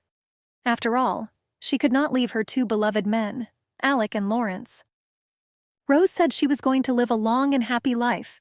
She wanted to see him grow up and be a good mother to him. Alec looked at her thoughtfully and replied that this was exactly how it would be. Now he was sure that everything would be fine from now on. In a wonderful way, this little one brought peace to his soul. He looked at Rose, who was lovingly bending over the bundle containing the baby. There was something else he knew, but she did not know yet. There had been some complications during the birth. Rose's reproductive system was severely damaged. She was saved and her future health is almost unaffected. However, there was almost no chance that they would be able to have a second child. Rose's body simply would not be able to handle it. Everything seemed to be going just fine except for that. Little Lawrence was a wonderful, trouble-free baby. He grew up as a sweet and charming child and became more and more beautiful. When he slept, he looked like a golden-haired angel. Rose had finally put off her mourning and now loved to go out to the flowering lawns to watch the prince play. She considered him the most beautiful creation on earth. Sometimes she went out into the castle courtyard and saw that the prince was tired after playing and fell asleep right on the soft grass. The nanny assigned to him asked Her Highness for forgiveness every time. But Rose always answered that Lawrence was simply not like other children. She saw that the little prince was a little different from his peers, but love helped her not to think about it. She never tired of repeating to the nannies and maids that he was the heir to the empire and a young prince. Therefore, he could act contrary to all the rules of etiquette. She asked him never to scold him for this and took full responsibility upon herself. After all, she loved him with such unconditional love that no one had ever had before, and only one thing sometimes darkened her happiness. Rose noticed and understood before anyone else that little Prince Lawrence, the heir to the empire, would always have the intellect of a child. This was not a problem for a loving mother, but it became a problem for a father, even if he was equally loving. And for the entire empire, which needed a healthy and strong heir. So one day Rose had to hear some bad news. She didn't want to believe what she heard, so she had to ask Alec about it. She learned that the midwife who delivered her baby had died suddenly a few days ago, and all the other girls who helped her had disappeared without a trace. It didn't seem like an accident at all. Rose dared to ask Alec about it directly, but he was silent, and for her this silence explained more than any words. Rose realized that he was fully aware of what had happened. No matter how terrible it was, Alec knew everything. She threw accusations right in his face, and his silent agreement made her clench her fists in helpless anger. Rose could do nothing about it. Finally, Alec, his face changed, knelt before her. Through clenched teeth as if by force, he asked if she would agree to recognize Valerie as the second empress. This horrific proposal left Rose panicked and confused. She couldn't understand how Alec could even think about the woman who had killed their child. But he was kneeling before her, his head bowed low. And it wasn't a dream. Alec said he simply had no other choice. He explained that he did not want this union and that he did not like it at all. But according to him, he had no other choice. Then Rose sighed bitterly and turned away. She said that she understood everything, and from the very beginning, Alec should have made Valerie O'Freeze his first empress. Alec's fingers dug into his knees until they hurt, and Rose continued to talk. She acknowledged that he couldn't move forward without the support of the O'Freeze family. Rose's eyes lit up with a mad fire when she asked him what he was thinking when he married her, and how he could allow their child to be killed and make her suffer like this. Alec looked up and she saw tears in his eyes. Yes, this choice in this conversation had not been easy for him. He reached out, wanting to touch her. His fingers trembled, but Rose pulled away. She did not want to be touched by the hands that would soon be holding another, but Alec grabbed the hem of her dress. He kept saying that he was so sorry, and that he had tried to protect her as best he could. Hearing this, Rose smiled a devilish smile. Her eyes flashed lightning. In an icy tone, she asked who he had managed to protect. Alec replied weakly that at least she was alive, and was now with him in the palace. And it was at that moment that Rose realized, openly and clearly, that it was Alec who had ruined her. After all, by his choice, shame, neglect, and oblivion awaited her. With a bitter smile, she said that he was right about everything. She really was alive and was next to him, and she would even have the opportunity to attend his wedding with Valerie. Rose said that she could even congratulate Alec on the birth of his heir, and to his offended cry, she replied that she saw tears of joy and happiness in him. He bowed his head helplessly and said that everything was wrong, and he asked her to go through all this with him. But Rose was firm and unyielding at that moment. She told Alec that they had made a terrible mistake from the very beginning. After all, they were not meant for each other. They shouldn't have met as kids. They shouldn't have grown up looking at each other. They shouldn't have fallen in love. Their relationship was doomed from the start. After all, nothing good could come out of the union of a former slave and the heir to the imperial throne. And this was the reason for their suffering. Suddenly, Rose seemed to wake up. Through half-closed eyelids, she saw Alec's worried face. He was calling her. She began to come to her senses. Rose's head was spinning and there was a fog before her eyes.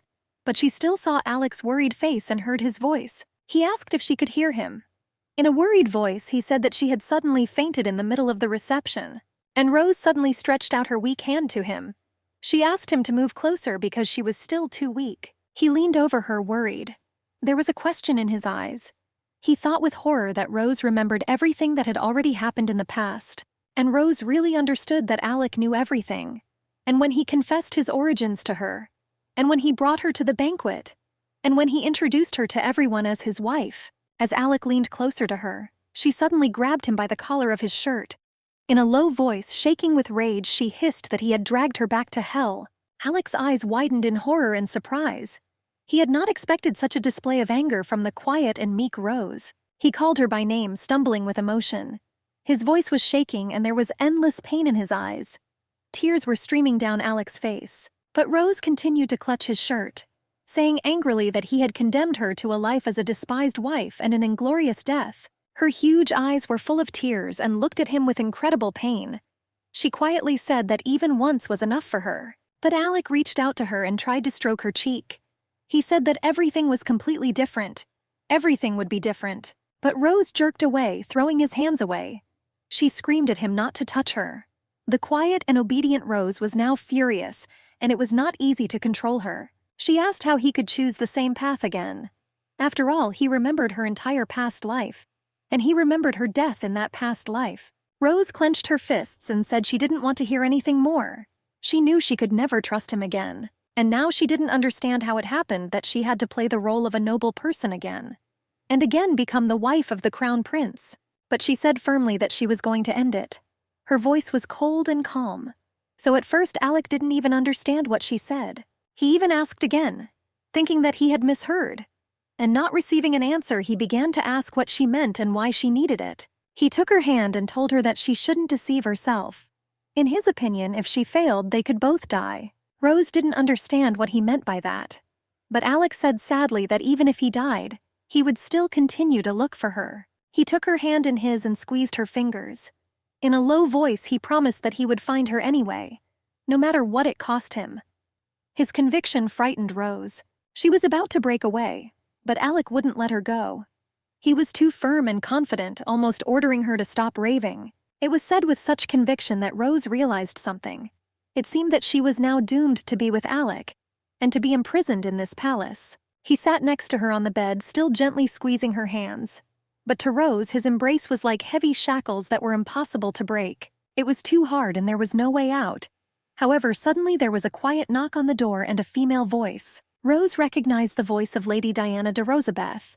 It was she who had knocked on the door and was now asking permission to enter. Alec turned thoughtfully toward the door, as if he were trying to decide whether Diana's visit would do Rose any good.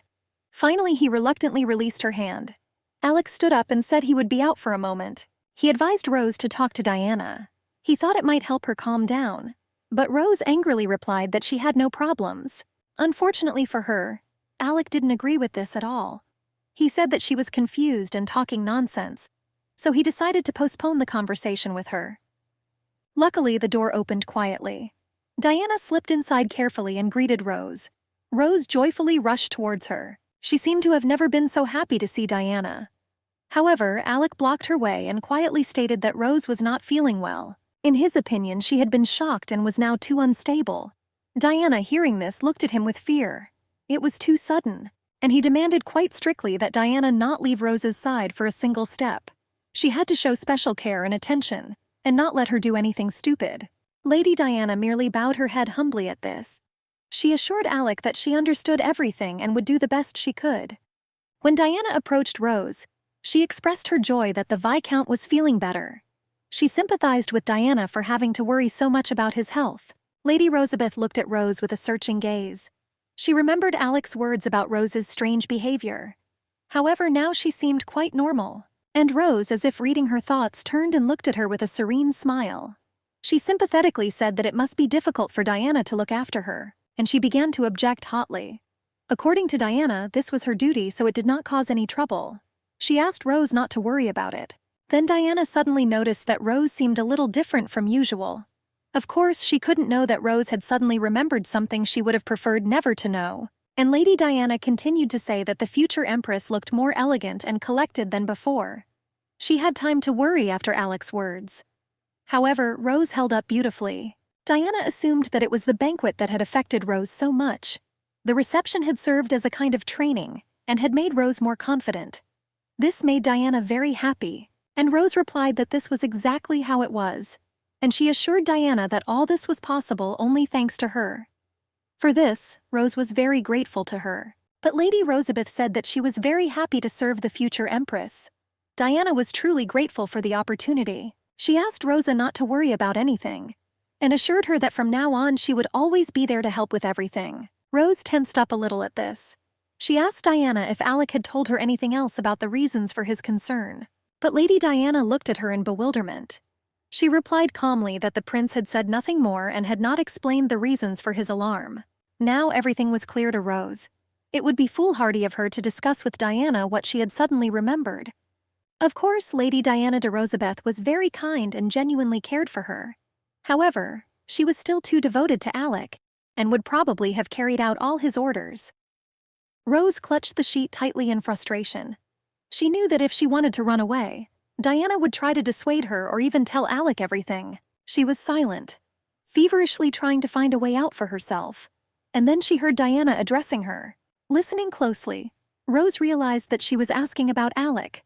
Diana noticed some tension and decided to ask if something had happened to the prince. Noticing Rose's silence, she fearfully assumed that she had crossed the line in her curiosity. But Rose was thinking about something else entirely. She tried to look serene and replied that Diana was too worried. Now Rose could not allow herself to show her true feelings to anyone. She replied that Alec was fine as before. But the girls did not see that at that time he was standing in one of the castle halls and thinking hard. Alec was very worried. He could not understand what could have happened. After all, somehow Rose suddenly remembered her past life, just like he had in his time. He saw her tear-stained face again and heard her voice. There was so much pain and suffering in her words that he felt very ashamed for a moment. Bewildered, he slammed his fist against the wall.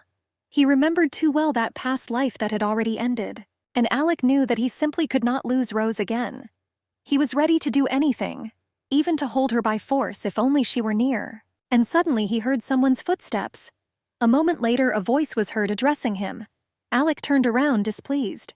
Lieutenant Colonel Lawrence Hamazul entered the room.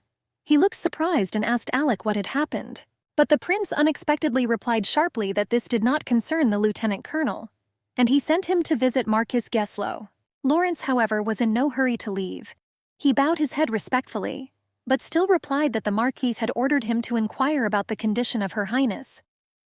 Alec said, somewhat irritated, that Rose had only just woken up and that Lady Rosabeth was with her. He was clearly not pleased with the increased attention being paid to his wife. The lieutenant colonel thanked him for his answer but did not move, and then Alec turned to leave. For some reason he felt uneasy around this man. However, as Alec walked towards the exit of the hall, he heard Lawrence's footsteps again. Turning around, he noticed that the lieutenant colonel was following him. Then the prince angrily asked him why he was following him. But the lieutenant colonel replied that he had done nothing of the sort. He was simply going to tell the doctors that the princess had regained consciousness. This answer did not entirely satisfy Alec, but there was nothing to be done. Sir Lawrence looked calm and distant but followed him. So they walked in tense silence, Alec in front, frowning and disgruntled, and Lieutenant Colonel Lawrence Hamazul behind him, thoughtful and unperturbed. This silent procession looked rather strange, and finally Sir Lawrence broke the silence.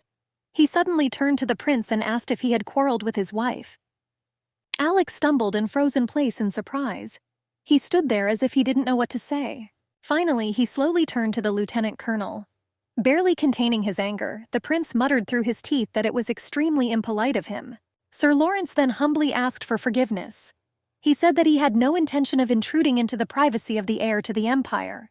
He added that too many people had already trusted the prince, and they were worried that the prince was only supporting them because of the princess. After all, Alec wanted a world loyal to her origins, so his love and harmony with Rose were a guarantee that Alec would continue to strive for such a world.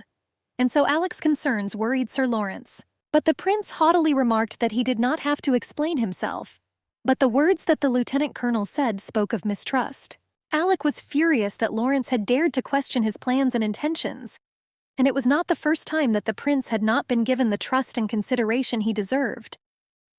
So he dryly remarked that he would no longer turn a blind eye to such blatant disrespect, and he warned that the next such incident would inevitably have consequences. Sir Lawrence Hamizul listened to the prince in silence with an impassive face. He bowed briefly, said that he understood everything, and offered his deepest apologies. Alec didn't think it necessary to continue the conversation. He just nodded briefly, turned around and walked away. He walked further and further down the huge hall, cold and unperturbed. Everything about his appearance, his straight back, his posture, and his proudly raised head spoke of his origin. Sir Lawrence watched him go, frowning, a strange expression on his face, where sadness was mingled with condemnation. He looked at Alec, the unrecognized prince, and saw the heir to a great empire. He was destined to be a great ruler, and Sir Lawrence saw that all this was true. Alec was royalty from head to toe. He had plenty of arrogance, stiffness, and haughtiness. Lawrence couldn't understand how he could marry a slave. The next morning at Offrese's mansion, a worried maid carried away a tray of almost untouched breakfast from Lady Valerie's boudoir. Valerie had virtually no appetite. The maid ventured to ask if anything had happened at the banquet to upset Lady Valerie, since almost all the fine food had been returned to the kitchen. However, her mistress remained silent, so the well-trained maid quietly left, closing the door behind her. And Lady Valerie sat at a small table by the window and thoughtfully looked out at the sunlit garden. But she was not moved by the beautiful morning. She was thinking about the events of the previous evening. Valerie recreated yesterday's scene in the smallest detail. She remembered the light-filled castle, the numerous elegant guests, and of course the unattainable Prince Alec. Oddly enough, he didn't look quite royal last night. At the time when his companion suddenly lost consciousness, he looked incredibly confused and even stupid. And now Lady Valerie recalled the facial features of the new princess and compared them with that little slave who had been involved in the scandal with the teacher. There was certainly some resemblance. Huge blue eyes, lush golden hair, graceful slender figure. All this united the two girls. And Valerie thought that it would be incredibly funny if it was one and the same person. And then it suddenly occurred to her that this was the prince's strategy. Perhaps it was because of his wife's background that he met with so many high-ranking nobles. However, his humiliating manner of communication with Lady Belgenore did not fit with her guess. After all, seeing a slave at a formal reception in the company of aristocrats was extremely unpleasant. Meanwhile, Diana de Rosabeth knocked on the door of Rose's boudoir. She reminded her that lunch would soon begin. The newly crowned princess had to hurry. Diana entered the boudoir and was pleased to see that Rose was already quite ready. She had already managed to dress up and put on her jewelry, which pleased Lady Diana very much. Despite her recent illness, Rose looked charming. She wore a fitted blue dress, embroidered with silver, and a silver cape that covered her chiseled shoulders and was fastened with a brooch. It was already the third day of the gala reception given by Marquise Geslow. Many guests had already left the banquet, but some remained in the mansion at the personal invitation of the host. Rose already knew that she had been unconscious all day, so she had to miss one of the banquets, which she did not regret at all. Finally, the third and last day of the reception arrived, and Rosa understood that she simply had to be present at least on this one. She thought that the Marquis must be quite worried. Her sudden indisposition might well make a bad impression on the master, so she decided to be as focused and collected as possible today to fix the situation. After all, she had already managed to get used to such events a little. Rose thought that the last thing she wanted to see was Lady Valerie Offreys and Lady Gladys Belgenore. However, she hoped that the ladies had already left. The girl remembered with alarm how Lady Valerie Offreys had looked at her. Rose understood that it was Valerie who posed the greatest threat to her, and now Rose wondered what would happen at the last banquet if Countess Offreys had not left after all. She did not know whether Valerie would again spread rumors about the origin of the new princess. Rose stood ready to go out, her back straight and her head held high. It was as if an invisible spring was clamped inside her, holding her dignity within itself. And Rose was going to endure everything. Suddenly the door of the boudoir opened and Alec stepped onto the threshold. He was already dressed for dinner and apologized for the delay. According to him, business had taken up more of his time than he had expected. Diana let out a surprised cry. Apparently she did not expect to see the prince now, and Rose only turned her head reservedly. Lady Diana bowed and asked Alec what brought him here. His face was unfriendly, his brows were furrowed and his lips were pressed angrily. The prince reluctantly replied that he wanted to see Rose. He looked her over carefully from all sides and seemed to be quite satisfied. Rose's preparations were complete. Alec said that Diana was now free to go. He himself was going to accompany Rose to the final banquet that day. Diana bowed in agreement. Alec came close to Rose and asked if they could leave already. His gaze was warm and filled with admiration. And Rose looked at him and understood that today she had an incredibly difficult task ahead of her. She had to do what she hated more than anything in the world. She had to pretend. Alec held out his hand to her and waited. And she was supposed to be next to him that evening, looking like a happy and loving wife. After all, if someone doubted her feelings and saw her true attitude towards Alec, then gossip would be unavoidable. So she decided not to attach any importance to it and just endure. Finally, she placed her hand in his. Rose took a deep breath and agreed to go with him. Alec thanked her for waiting, a little surprised, but Rose replied dryly that it was not worth thanking. She would simply do her duty. Although no one could even imagine what was going on in her soul, and Alec looked at her with tenderness and care. He said that he would wait for her as long as it was necessary. But Rose seemed not to notice anything around her. Although a few days earlier she would have been incredibly happy from Alec's love and everyone's attention, she could barely hear Alec calling her name. She turned and looked at him questioningly. Her previously meek and innocent blue eyes now looked at him with hostility and dislike. And Alec asked her to just relax a little. Rose replied that for now this was the only thing she could do. After all, right now she felt uncomfortable even just holding his hand. Then he called her name again. They walked slowly down the long, wide corridor towards the banquet hall, holding hands, looking like a happy couple. But Rose had asked Alec not to even say her name. Now she hated to hear anything from him, even the slightest thing. And then he spoke to her suddenly in a low voice. Alec said that he understood her, because she was confused by what she remembered. But he thought that she should not continue in the same spirit, because, according to him, they were given a unique second chance. It was absolutely amazing and unbelievable, but they could live their lives again, trying to correct their mistakes. Alec promised that he would not make the same mistakes a second time, so they could live quite happily if Rose could stop thinking about it. But she, having listened to him, only squeezed her fingers tighter. And very calmly and coldly Rosa said that she would repeat it again, and would repeat it again. She didn't want to hear a word he had to say, and that was the truth. Now she was irritated by every word he said. Rose was shocked by the incredible cynicism of his proposal. After all, Alec wanted her to forget about everything that had already happened to her, to forget about grief and death and become happy again. And it was very bitter for her to understand that for the sake of his happiness, Alec was ready to step over her feelings, her personality, and her soul. That is why now she became like this. Alec, her beloved husband, wanted her to be there for him and his happiness, watched him marry others, and how these others gave birth to healthy children. So that all her life she would hear whispers and gossip behind her back, in which she was called a slave, and so that she would be doomed to an inglorious end in suffering and pain. And now Rose understood that if Alec had thought about her even a little bit, and understood her suffering, then everything could have been different. He simply would not have asked her about such a thing. Meanwhile, they entered the banquet hall. The owner of the mansion, Marquis Geslow, immediately moved towards them. He greeted the prince and princess with a courteous bow. Then the Marquise asked Rose solicitously how she was feeling. The girl smiled pleasantly and replied that she was already feeling much better. Rose was sincerely grateful to him for his concern and looked quite pleased. The Marquis was very pleased with her answer.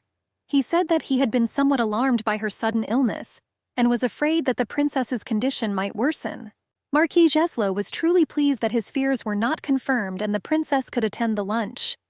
And Rose thanked him for his attention and concern. Then Alec sullenly stated that Rose refused to leave despite her condition. According to him, she did not want to inconvenience the owner.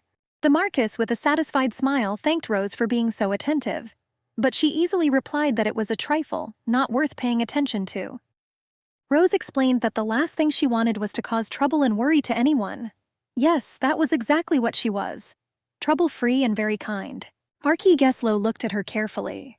He seemed to sense that something was wrong with Rosa. He immediately apologized sheepishly for being so intrusive and was about to leave. Rose looked somewhat detached and did not object. But Alex said, somewhat arrogantly, that everything was fine. He seemed to refuse to notice the obvious difficulties and to be unwilling to accept their emergence. And Marquis Geslow only smiled sheepishly. He said that someone else might not have noticed anything. But the Marquis was too close to the heirs to notice the awkwardness. Alec only replied that people in marriage should always be together and be there despite the difficulties. Rose suddenly chuckled reservedly. Her face was impassive, but she thought again that there was nothing new to expect from Alec. Now it seemed to her that she had known him for hundreds of years. She could predict his actions and speeches down to the last word and gesture. And now he only squeezed her hand tighter. His consistency began to irritate her. He was reliable and confident, and very powerful. Rose thought that in such a situation she would hardly be able to organize a successful escape on her own. It seemed that she needed an ally. Coming out of her thoughts, she suddenly heard the Marquis continuing to say something to them. Alec listened with an expression of displeasure, and Marquis Geslow was only going to introduce his secretary to Rose. Alec had already met him, but without Rose, and she leaned forward with interest. Rose suddenly became interested in meeting the person the Marquis could recommend. This was clearly someone extraordinary. And then Marquis Geslow turned towards the tall young man heading their way. It was him he asked permission to introduce to the future Empress. Rose stared at the fair-haired young man. She couldn't believe what she was seeing. And he had already come up and stood in front of them. The man bowed and respectfully greeted the prince and the future Empress. He said his name was Lawrence Hamazul, and solemnly said that it was a great honor for him and his family to serve the heirs. Hearing this name, Rose could not help but let out a surprised sigh. Her reaction was too strange and unusual. She repeated his name, hesitating slightly. As she said it, Rose looked at Sir Lawrence carefully, and he just looked at her with a little surprise. Sir Lawrence Hamazul was a tall young man with unusual platinum hair and green eyes. Rose had already come to her senses, and repeating Lawrence's name again, replied that she was very glad to meet him. She was as friendly and cheerful as always, but there was a question in her eyes. And Sir Lawrence bowed politely and replied that the pleasure of acquaintance was entirely mutual. His manners were impeccable, and only his eyes blazed with an unruly fire. He expressed confidence that Rose would be able to fully enjoy her time at Marquis Geslow's castle. Rose nodded in agreement, not taking her eyes off him. Having finished the conversation, Sir Lawrence prepared to leave, as he felt some awkwardness and displeasure on the part of the prince. Rose looked thoughtfully after him. She was sure that she knew Sir Lawrence Hamazul well. However, she was not quite sure why he did not show any sign of recognizing her. Lost in her thoughts, Rose did not immediately hear Alex say something to her. She asked again and heard him suggest going to the table for lunch. The girl nodded her head in agreement.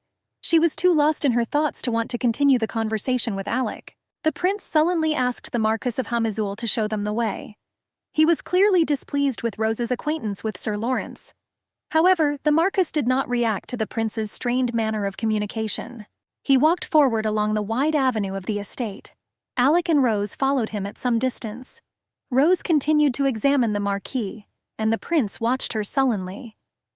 On the wide lawn under the airy canopy, a sumptuous table had already been laid. It so happened that the places of honor of the prince and princess were directly opposite Sir Lawrence. This allowed Rose to sneak a glance at him. She saw that the Marquis's manners were impeccable during the meal. Even his plate looked refined and elegant. Meanwhile, Alec became increasingly gloomy. Finally, unable to restrain himself, he turned to Rose rather rudely. In his opinion, she could not take her eyes off the man. But Rose hastened to clarify who he meant. She seemed completely absorbed in her thoughts and completely oblivious to her husband's displeasure. And he rather rudely threw out that she was too interested in the first secretary of the Marquis of Geslow. The prince's entire appearance spoke of resentment, but Rose answered him with displeasure that she did not understand what he suspected her of. She was not at all charmed by Sir Lawrence, and Alec was getting more and more heated. Now he accused Rose of lying, His self-esteem was suffering greatly from her interest in another man. To this, Rose replied rather indifferently that he could choose for himself whether to believe her or not. But she had no intention of justifying herself to him. Alec was simply taken aback by such a decisive rebuff. He had not been prepared for the always meek and submissive Rose to respond to him like this. It was so unlike her that he did not know how to act. And Rose just laughed bitterly. She asked if he really thought he had the right to tell her that. Meanwhile, someone at the other end of the table was stealthily glancing in their direction. It was Lady Diana and her husband, Count Rosabeth. Finally, Rose noticed their interest too. On the one hand, she was glad that Diana had appeared, but on the other, she did not want to give rise to gossip and rumors. So she quietly suggested to Alec that they end this inappropriate conversation, as they were attracting more and more glances. But Alec only expressed a desire to move to another place and continue. This shocked Rose quite a bit. She couldn't even imagine that one could show such obvious disrespect to the host of the reception and leave the table in the middle of the meal. She looked around the table with the unfinished dishes once more. All the guests were still enjoying their food and no one was going to leave. Rose thought it would be very impolite to just get up and leave. But Alec had already stood up and stated categorically that he would discuss all this elsewhere. He clearly intended to leave and take Rose with him.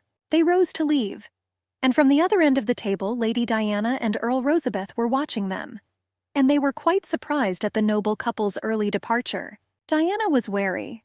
She thought this early departure was a bad sign. However, the Count tried to calm her down. He assumed that the prince and princess were just a little tired. However, looking at the worried Diana, he suggested that she come over and check on Rose. And although the princess looked and behaved just fine, the Count saw his wife's anxiety. But Diana, despite her fears, still decided not to disturb Rose and Alec. To be honest, she was a little afraid of him, since the prince could be quite strict at times. So she told her husband that the prince made his own decisions and would be able to take care of his wife. And indeed, Alec was already leading Rose by the arm along the alley to the palace. At first glance, they looked like a happy, harmonious couple. However, upon reaching the covered gallery, the Count let go of his wife's hand. Rose did not insist either and simply walked next to him. Alec's face was sullen and withdrawn. His eyebrows were furrowed in resentment, and the corners of his lips were sadly turned down. Rose was calm and serene. However, looking at Alec, she saw his displeasure and decided to clarify the situation. They continued walking in silence down the sunlit gallery, until Rose finally broke the silence and asked Alec what he wanted to hear from her. Wanting to prick him a little, the girl asked him if he thought she had fallen in love with Sir Lawrence Hamazul at first sight. Alec frowned with displeasure, but Rose, emboldened, continued. She boldly asked him what he would do if that were so. Alec maintained an offended silence. Then Rose went even further. She said that he had children from other women. Therefore, it was unlikely that the prince had any right to reproach her for anything. But Alec responded with a disconcerted expression that none of this had happened yet. He seemed to realize that the past and present were mixed up in Rose's head. He reminded her that they had somehow managed to return to a moment when nothing terrible had happened yet. Nothing that could make them suffer in the future. He asked her not to forget that everything they remembered was something only the two of them had seen. Everyone else was unaware of the events, and only the two of them, for a moment, had the secret of the time loop been revealed. And Rose froze in indignation. Her ears were sharply cut by the words that everything they saw was just an illusion. She asked again, unable to believe the cynicism of her beloved man. The girl did not understand how one could call a life full of tragedy and pain an illusion. But Alec didn't understand her indignation. He just calmly confirmed that no one else knew about it except the two of them. Hearing this, Rose even clenched her fists in anger, and suddenly she screamed terribly. Forgetting about decency and manners and curled up in a ball from pain, she screamed that she remembered everything. She remembered the deaths of their beloved children, the contempt and ridicule of the courtiers. And most of all, she remembered her own helpless and pitiful existence. And now, sobbing, she asked Alec how they could continue to live and pretend that nothing had happened. But he remained silent, still as cold and imperturbable. And when he finally spoke, his words hurt her even more. Quietly and casually, he told her terrible things. Alec asked if she had ever thought about starting her life over. Of course, that was the best option for him. He considered it a blessing that they were able to meet again, and he regarded it as a chance to cross out all the mistakes and rewrite his life completely. And he had no intention of mourning what was lost. He reached out his hand to her, intending to embrace her, and Rose asked him about their firstborn, poisoned in the womb. His name was Klaus, and he was supposed to be a wonderful heir to the empire. So Rose pushed his hand away resolutely. She said bitterly that he would never be able to understand her pain and loss, and she added that now she was even more scared that they were able to meet again to start everything anew. Rose did not understand how this was possible, and this scared her very much. She was sure that everything that had happened would happen again. She was doomed to it if she stayed with Alec and repeated her path. And now Rose looked at him with her huge blue eyes, which Alec had liked so much before. But now they seemed to be frozen in ice. Such coldness emanated from them. Alec was silent. He did not recognize his quiet and submissive wife, and now he could not find the words to convince this strong and brave woman who stood before him. This was no longer his sweet Rose. They stood opposite each other and looked at themselves, at their past and future, at their happiness and pain. And suddenly Rose heard a strangely familiar voice behind her. She decided to check her guess and turned around. Yes, it was him, Sir Lawrence Hamazul. He apologized for disturbing them and nodded in satisfaction when he saw them both standing in front of him. Rose and Alec didn't look pleased, but they were still able to communicate calmly. The prince, seeing him, frowned with displeasure. In a cold, commanding tone, he reminded him that he had told Marquis Geslow that they needed to rest. Sir Lawrence agreed with this, bowing his head guiltily and replying that he had come there purely by chance and had no particular purpose in view. He said he left lunch a little earlier than the others, first just strolling around, and then decided to check the safety of the area. And it was while he was walking around the park that he heard a loud conversation. The lieutenant colonel thought that there was a heated argument going on nearby, and he thought it possible to intervene. Alec listened to him with an imperturbable, arrogant expression. He merely nodded and ordered Sir Lawrence to continue his rounds. The lieutenant colonel remained silent. It was impossible to read his true feelings on his face, but he knew very well what true service to the Empire meant. So Sir Lawrence just turned on his heel and said he was happy to serve His Highness. He was going to do the prince's bidding. Rose and Alec watched him go. Alec saw the lieutenant colonel as an irritating upstart who allowed himself unacceptable liberties, and Rose tried to figure out if this was the man she knew. As Sir Lawrence passed, Rose looked up at him and looked closer, but not a muscle moved on the lieutenant colonel's face. His green eyes were as calm as ever, as if he were not a man but a perfectly functioning machine. Rose thought about it. She didn't understand why the lieutenant colonel didn't remember her at all.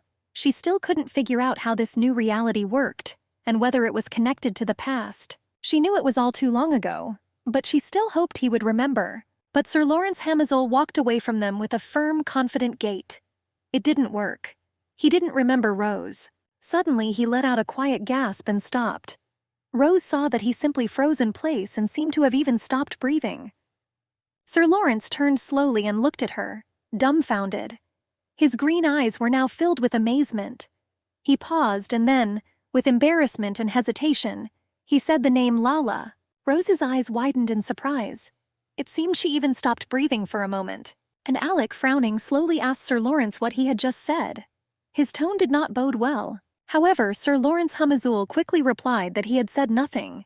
But Alec continued to look at him questioningly, not satisfied with this answer.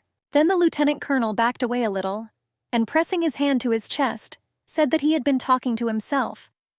The explanation sounded unconvincing, but he fell silent and was in no hurry to continue. Alec looked at him for a while longer. His eyes narrowed with irritation and anger. However, it didn't change anything. And now Rose stood there, deep in thought. Lost in her thoughts, she did not notice the tension that enveloped the three of them like a thick cloud. At last the lieutenant colonel left. A carriage was brought for the prince and princess to take them to their mansion. The reception was over. Already sitting in the carriage, leaning back in his seat, Alec said thoughtfully that he was absolutely sure of what he had heard. And he had heard Sir Lawrence call Rose by the strange name of Lala. Hearing this, Rose sat silently. Only by her tensely straightened back could one understand how much effort it took her to restrain herself. Without waiting for an answer, Alec continued to reason. He recalled that in his past life, all of Marquis Geslow's men had died rather quickly, and the lieutenant colonel had apparently suffered the same fate. But Alec slowly noticed something he hadn't suspected. Rose held her breath, waiting for the unpleasant question. It turned out that her husband had no idea that he and the lieutenant colonel had known each other in a previous life. He believed that Rose had first met Sir Lawrence Hamazul only at that reception. But Rose calmly responded to this claim that perhaps they were acquainted. But she did not think that she had to explain this. The girl turned to the window and said that she was not going to say anything. She was confused and trembling inside. However, with a strong effort of will, she tried not to show it in any way. Alec paused, looking at her carefully. Then he said that he hadn't expected anything else. It was a slightly odd answer, but Rose decided not to pursue the topic. He added that she could say nothing. After that, they spent the rest of the journey in tense silence. Finally, they arrived at the mansion. It was a luxurious two-story building made of light stone with huge windows and snow-white columns. In the rays of the sun, it sparkled like a jewel. The next morning, sitting at the large desk in his office, Alec was busy with business. This time he was receiving a secretary with a report. The report consisted of a thick stack of papers, covered in tiny handwriting. It was the complete information about the Offrees family that Alec had asked for. Seeing how much information the young man had collected, the prince praised him with restraint. As he began to read, he noted that Killian had risen to the rank of lieutenant colonel. And the young man replied that he had collected enough data, especially about his eldest son, Ofrez. And he still continued to dig into the gossip, looking for the necessary information. And Alec demanded to search more thoroughly. He wanted to know everything about Killian, because he was the weakest point of the Offrees family. The secretary nodded obediently and replied that he would do everything. He was an unusually efficient and diligent young man. One could completely rely on him. Finally, Alec added that he still needed to find out something separately. At these words, his gaze darkened, and his voice became dry and dissatisfied. Meanwhile, Rose was also sitting at her desk in her office and thinking. She was recalling the events of the last few days, and especially the previous evening. Rose seemed to see the scene of the day before again, when the three of them had stood in the gallery. She remembered how displeased Alec had been at Sir Lawrence's appearance, and how alarmed the lieutenant colonel had been at their quarrel. But best of all, she remembered the stunned look on Sir Lawrence Hamazul's face as he turned to leave, and how he quietly and questioningly uttered Lal's name. Now Rose simply could not believe that she had met Lawrence again. She never thought that someone from such a distant past could appear in her life again. Now Prince Alec's wife and future empress remembered how she was a little frightened girl. She sat, shivering from cold and fear, hiding among large boxes. She was very afraid that she would be discovered. And suddenly she heard a familiar voice. It was calling her, calling Lala, the little unfortunate slave. It was him, Lawrence. He was just a boy then, too. But he was very brave and wasn't afraid to go look for the little girl. And he found her, and tried to save her. Then Lawrence asked her to hurry and told Catherine that Lala was with him. The boy wanted her to go with the teacher, leaving this terrible place. But she was afraid, too afraid. She fought him off and screamed that she did not want to leave. Little slave Lala was too afraid of punishment to have the courage to leave. But Lawrence had more than enough courage and determination for both of them. He argued with her that it was foolish and unsafe to stay, and he ignored her objections. He held Lala, not letting her hide again. And all she kept telling him was that she was very scared. The girl understood that she could die, and she was afraid not of death itself, but of the fact that by doing so she would violate the order of her master. But Lawrence told her to just go away. He asked her to trust him and do what he said. And he promised that everything would be fine if she listened. The boy explained to her that she was too weak and would not be able to hold out long, doing work that was too hard for her. And he added sadly that if she did survive and manage to grow up, then everything could get even worse. After all, he understood that even more serious trials awaited the adult Lala. He had seen many times what happened to sweet little girls when they grew up. He didn't want it to happen to her. And now Lawrence was simply pushing her towards freedom. He was convincing her that no one would look for a worthless slave for too long. And finally, he even promised that if there was a chase, he would be able to detain the pursuers. And so he asked not to worry. In the end, he simply pushed her towards the forest where Catherine was already waiting for her. Rose remembered that last movement of his hand. It was as if he had pushed her into another life. And now, the grown-up Afrosa Catherine, wife of the crown prince and future empress, thought of Sir Lawrence Hamazul. It seemed he had indeed saved her life all those years ago. Rose sat up straight at the table. Her thoughts were now next to him, and her hands mechanically performed boring office work. She signed small white envelopes with a coat of arms and put a personal wax seal on them. There were quite a lot of envelopes, but Rose did not notice this, absorbed in her thoughts. Alec found her doing this. He entered her chambers so quietly that Rose did not even notice him at first.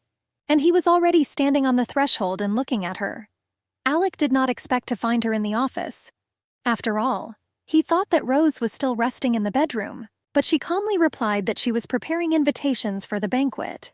Rose, without flinching, continued sealing the envelopes, not paying attention to Alec's inquisitive look. The prince tried to understand what she was thinking, and she calmly explained that there was little time left, only a couple of days. So she decided not to delay with the invitations. Rose paused, then added that she still had some work to do. By saying this, she hoped that Alec would go away and leave her alone. However, it seemed he had no intention of leaving.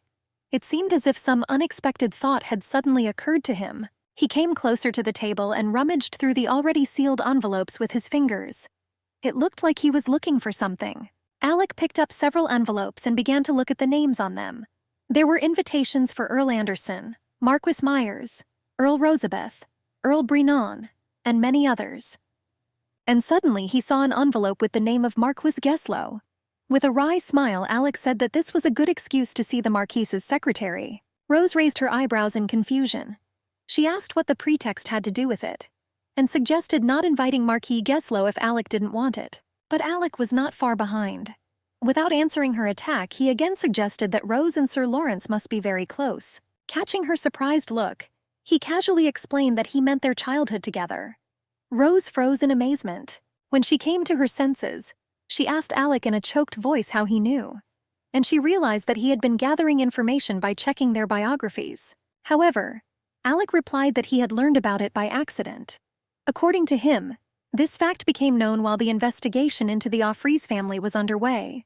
Alec didn't tell Rose that he had specifically tasked his secretary with gathering information about Lieutenant Colonel Lawrence Hamazula. He left it to Rose to judge her assistant as overzealous. And in fact, information about Sir Lawrence had come to light in the same Offrees file, and the secretary was going to report what he had found out to the prince anyway. Lieutenant Colonel Lawrence suddenly discovered a very unsightly secret, and it was that he was the illegitimate son of Count Offrees. Alec chuckled with satisfaction when he heard this. Now he knew what the shame of the Offrees family was, a child born out of wedlock. He had no right to a noble title because his mother was not a wife, but merely the count's mistress. Growing up, the boy was forced to work to find food, and this work was not always quite decent and respectable. Therefore, having found a patron in the person of the Marquis of Geslow, Lawrence tried to hide his past life behind a veil of secrecy. Alec had learned all this information from his secretary's report, and now told it to Rose. She listened to him with a tense face and her head bowed low, and in the end she only asked what was so special about all this. She didn't understand why Alec had told her all this and what reaction he had expected. Apparently he had counted on Rose preferring to keep her distance from such an insignificant person. She was even amused by this assumption. Rose quite confidently and calmly asked her husband why he thought Lawrence's difficult life path could change her attitude towards him. She reminded Alec that the fate of the illegitimate boy was not so different from her life. However, to Alec this idea seemed almost wild, but Rose angrily told him that she and Lawrence had something in common. They were both born as abject slaves and deserved the same fate. Alec didn't agree with her at all on this. He insisted that Rose was completely different and that there was no comparison. He thought he knew a lot about Rose's life as a slave. However, she interrupted him and asked what he knew about Lawrence. Rose reminded Alec of how he had called the boy's fate, and then the young man's. He had declared his life to be vile and dishonorable. However, Alec could not understand that Lawrence hardly chose such a fate and such a job for himself. And perhaps in that difficult situation, it was the only right choice for him. All her arguments were not very close to Alec. Besides, he was getting tired of Rose's attention to the fate of Lieutenant Colonel Lawrence, and the prince asked irritably why she was so protective of him. This simply enraged Rose. Barely holding back a scream, she asked if he really didn't understand it. Seeing his surprised face, the girl said that she doubted that he would ever understand it. Their feelings and their pain, all this was common to her and Lawrence, and an aristocrat would never understand a slave. When this difficult conversation finally ended, it was already quite late. Alec was sitting at his desk in his office again, thinking. He remembered Rose's words about how he would never be able to understand them. And what he didn't like most was that Rose mentioned their feelings. It felt like they shared them. After all, Rose and Lawrence really did have a lot in common. Alec, although he had experienced difficulties in his childhood due to the death of his relatives and the betrayal of his brother, was an aristocrat. And he really did not understand much. However, he was deeply hurt by Rose's dismissive remark that he would not understand them even after death. Remembering her words, he clenched his fist so hard that he even accidentally broke his pen. Alec tried to push the unpleasant thoughts aside and get back to work on the paperwork. However, they kept coming back to haunt him. He began to write, but the pen only tore the paper, leaving ugly furrows. Unfortunately, he could not regain control of his emotions. Meanwhile, Rose was also sitting at the table, thinking. She was already regretting what she had said to Alec. Now she thought it had been very stupid of her. She had to accept it and understand that talking was unlikely to change anything. She just had to endure and wait for the right moment to escape. With such sad thoughts, she sat alone in her luxurious office. Before, Rose would have been incredibly happy to have all this. However, now she felt locked in a cage. The new day that had arrived brought new concerns. Preparations for the reception continued. Rose remembered that furs had recently become fashionable among the nobility. When Diana, who was sitting opposite her, confirmed this, Rose announced that she wanted to hold the banquet outside. After all, it would be too hot indoors in furs. She also added that she wanted to invite a landscape designer from abroad as soon as possible. She wanted to trim and improve the garden a little. Rose asked Diana to find out who she needed to write to and how best to do it. But Diana didn't answer. She seemed to be deep in thought about something. Rose even had to call out to her twice before Diana paid attention to her. This was so unlike the usually attentive and focused Diana that Rose asked if everything was all right, but she replied that everything was fine. Diana apologized and explained that she had simply gotten distracted for a minute and was lost in thought. Rose asked what had so puzzled her companion, and Diana replied that she was simply remembering the first day she and Rose met. Now that time seemed too far away, Diana plucked up her courage and admitted that she hadn't expected such a dramatic change in Rose. And she wasn't talking about her appearance. Diana thought that Rose had changed a lot after the reception at Marquis Geslow's. She even began to behave completely differently. Rose tried to object to her, but Diana said with conviction that she saw all the work that Rose had done, and she believed that the princess's manners and judgment had become simply impeccable. However, she cautiously asked Rose if she was not making too much effort. Diana was already worried about Rose's workload, but Rose only smiled meekly at this. She said that she had no choice anyway. After all, it was she who had to do the Empress's work now. Alec simply didn't have the time for it, although he didn't show any desire to. Diana smiled slightly at this, and wisely noted that the prince probably did not want to burden his wife too much. Rose felt as if her friend realized that their relationship had deteriorated. She replied that she understood Alec and his busy schedule, so she wouldn't interfere. So it was only logical for her to take on the implementation of the rituals and rules inherent to aristocrats. Rose reminded Diana of her own words from the very beginning. Then Lady Diana de Rosabeth taught the simpleton Rose that if she allowed herself to be looked down upon even once, it would always be so. The princess cheerfully concluded that she had no choice since she became part of this world. And now she was obliged to pretend to be a noblewoman. She also stated that she needed to look perfect to stay with Alec. After all, a woman of lower birth and effort required different things. To this, Diana replied, somewhat confused, that Rosa now looked simply wonderful. Everything about her, etiquette, education, posture, and voice, were at the highest level. She simply had no flaws. Diana was amazed at how quickly Rose became a perfect representative of the nobility. Now she could fully correspond to the high title of Empress, and Lady Diana did not understand why Rose was remembering her lowly origins. But the girl explained that society would never accept her, a girl from the lower classes, even if she learned all the rules in the world. Rose saw her origin as a wall she couldn't get through, and she thought it would be stupid to even try. So she decided to accept it and retreat. Diana listened to her and could not understand what she herself thought about this. She liked Rose very much and everything about her. But she also knew about the incredible snobbery of the upper-class nobility. And then Rose suddenly fell silent, as if she had stumbled over one word. Quietly, Slowly and thoughtfully, she said that it was possible to try to destroy this wall of origin. Diana didn't understand and asked again. This idea seemed rather strange and unrealistic to her. However, Rose quickly replied that these were just thoughts out loud. The girl did not want to continue, so she quickly changed the subject. Diana also did not insist. She was too delicate for that. She said that an inadmissibly large amount of time had been spent, and suggested returning to preparing the banquet. Rose thought it was unlike Diana to change the subject so suddenly, but said nothing. Meanwhile, Lady Diana was already asking if Rose had finished her invitations. They had been ready for a long time, so Rose boldly gave Diana the list and the invitations themselves.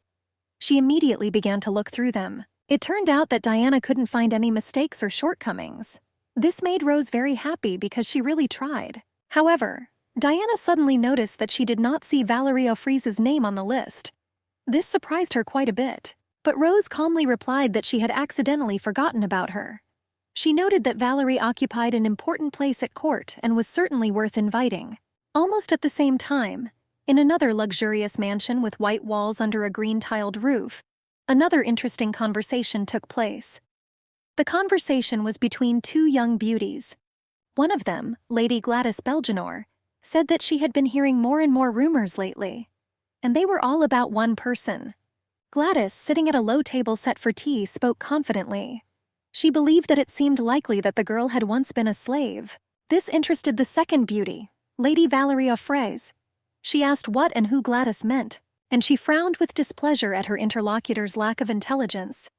Gladys believed that everyone knew that they were talking about the prince's companion. She reminded Lady Valerie of how she herself had told the story of the little slave girl stolen by Tutor Catherine. It was she who was being discussed now. At this point, Valerie gave a false giggle, feigning forgetfulness. She asked why Gladys had suddenly remembered this story now, and she replied that she could no longer remember from whom she first heard about it. But she was firmly convinced that Count Bolero's daughter also mentioned a similar story. She also allegedly said that the future empress was a woman of the lower class. Lady Valerie let out a surprised exclamation at this mention, and Gladys continued to say that only now had she pieced together the picture in her head, and she was absolutely certain that the prince's companion was a runaway slave. Lady Valerie was somewhat taken aback by this certainty. She noticed that she had remembered the story when she heard the familiar name, but she supposed that it could be a simple coincidence. However, Gladys did not think so at all. She was already absolutely sure that the new princess and the stolen slave girl were one and the same person. Then Lady Valerie feigned alarm and bewilderment. She seemed genuinely unable to understand how a person of low birth could marry into the upper class. After all, it meant that the prince considered the former slave to be better than any beautiful woman from a noble family. Lady Valerie even said that it seemed that she or Gladys were not worthy of this slave. Hearing this, Gladys even blushed with anger. She suddenly remembered the prince's disdain at the reception and her shame caused by it, and Lady Valerie, as if reading her thoughts, subtly noted that this was why the prince did not even look at them and did not give them a proper reception. After all, at that time he was looking only at his slave. This simply enraged Gladys. She jumped up abruptly, slamming her fists on the table. She screamed that it was impossible that any slave could be better than Lady Belgenore. Even the idea was beyond her comprehension. Gladys screamed that it was vile and disgusting. In a rage, she turned and rushed towards the exit. The girl was simply seething with incredible anger, and Lady Valerie calmly remarked to her back that she had not wanted to upset her at all. When the door slammed shut behind Gladys, Lady Valerie leaned back in her chair with relief. She hated such lack of restraint in emotions and behavior. Suddenly, Valerie smiled slyly at her thoughts. She knew that she had hurt Lady Gladys Belgenore's pride and self-esteem, and that meant that she would behave completely recklessly. And this will cause Rose many unpleasant moments. After all, it is unlikely that the slave is ready for such difficulties and trials of the title. Lady Valerie O'Freeze gleefully imagined how the disgraced, slutty princess would flee from the prince and his entourage, and this outcome seemed very tempting to her. She even mentally advised dear Lael to hurry up and run away as quickly as possible. After all, that was what she did best. Valerie thought that was what made Rose similar to a rat. They were also best at running away quickly. Meanwhile, across town, a storm was raging at the Belgenore mansion. Gladys Belgenore was furious at Lady Valerie O'Freeze's words. She sat at the table, clenching her fists, and was beside herself with rage. What angered her most was that Valerie had once again been right.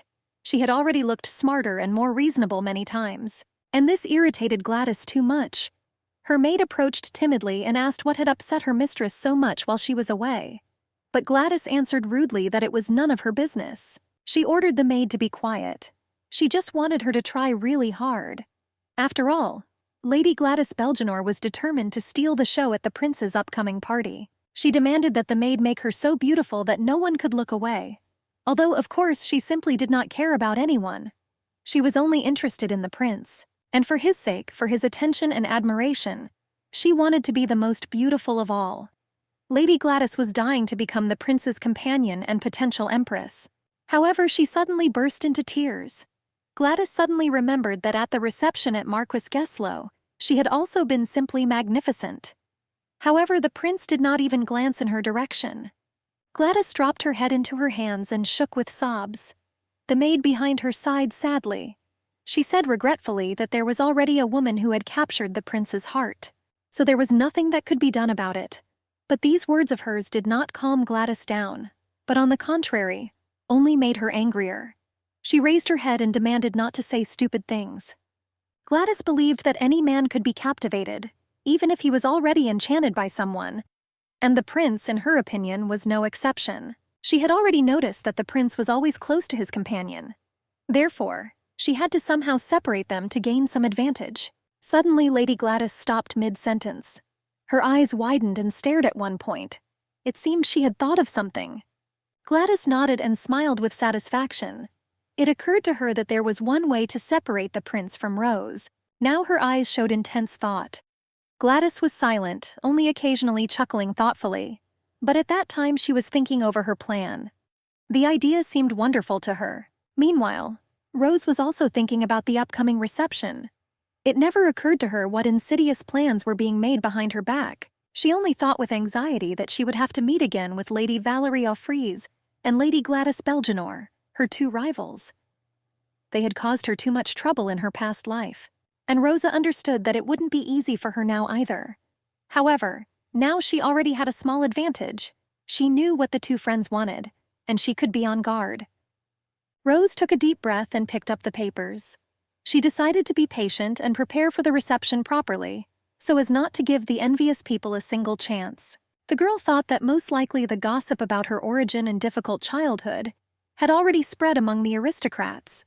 Therefore, she had to look and behave absolutely impeccably. And now she was looking over the notes she had prepared about the rules and rituals.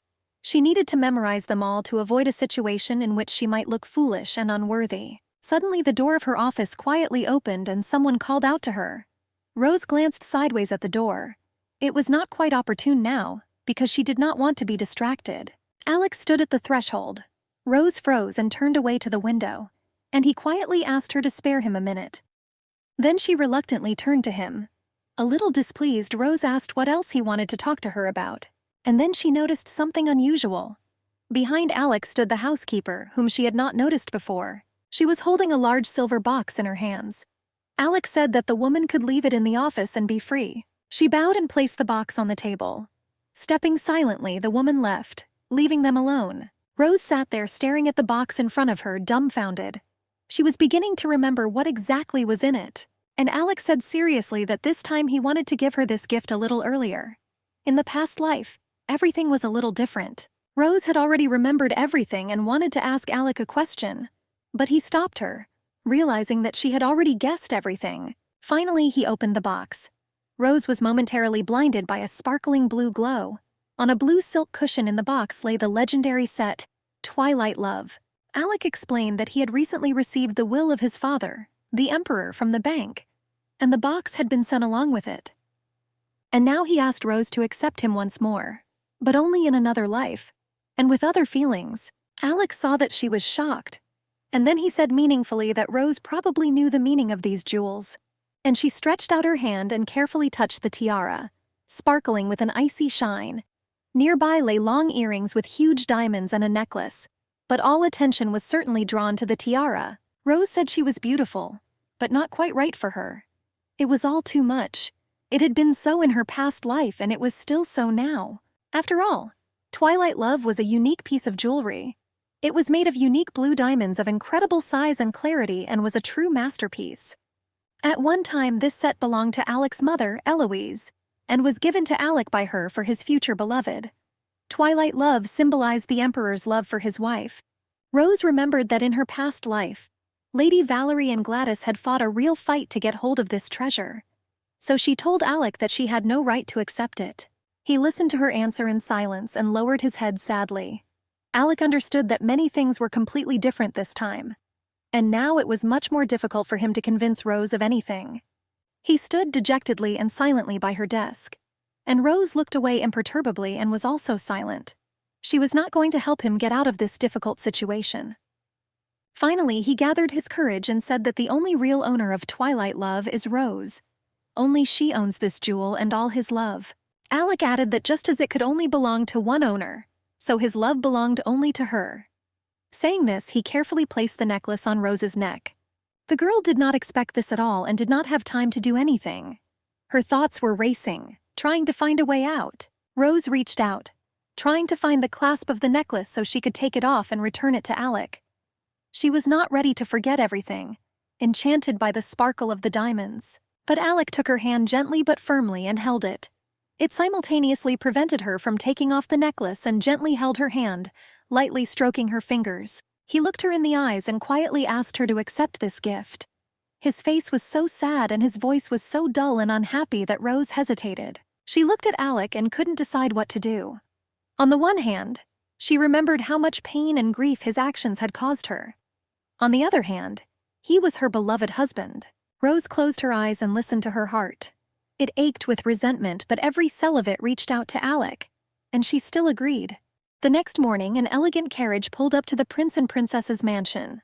It was Lady Diana de Rosabeth's carriage. When Diana entered Rose's chambers, the first thing she saw was the box. Seeing the shimmering treasure, she could not help but exclaim in surprise. Lady Diana saw Twilight love for the first time. Before that, she had only heard stories about its incredible beauty. She immediately turned to Rose and asked if she was going to wear it to the reception. She would very much like to see how it would look on the princess. However, Rose replied that she was not going to wear it. Now Rose was already reproaching herself for her momentary weakness and regretting that she had agreed to accept the set. And Diana remarked that this would be a wonderful chance for Rose. After all, with such famous jewelry, she would undoubtedly attract everyone's attention. But Rose rather indifferently remarked that she did not want to receive increased attention from the very beginning.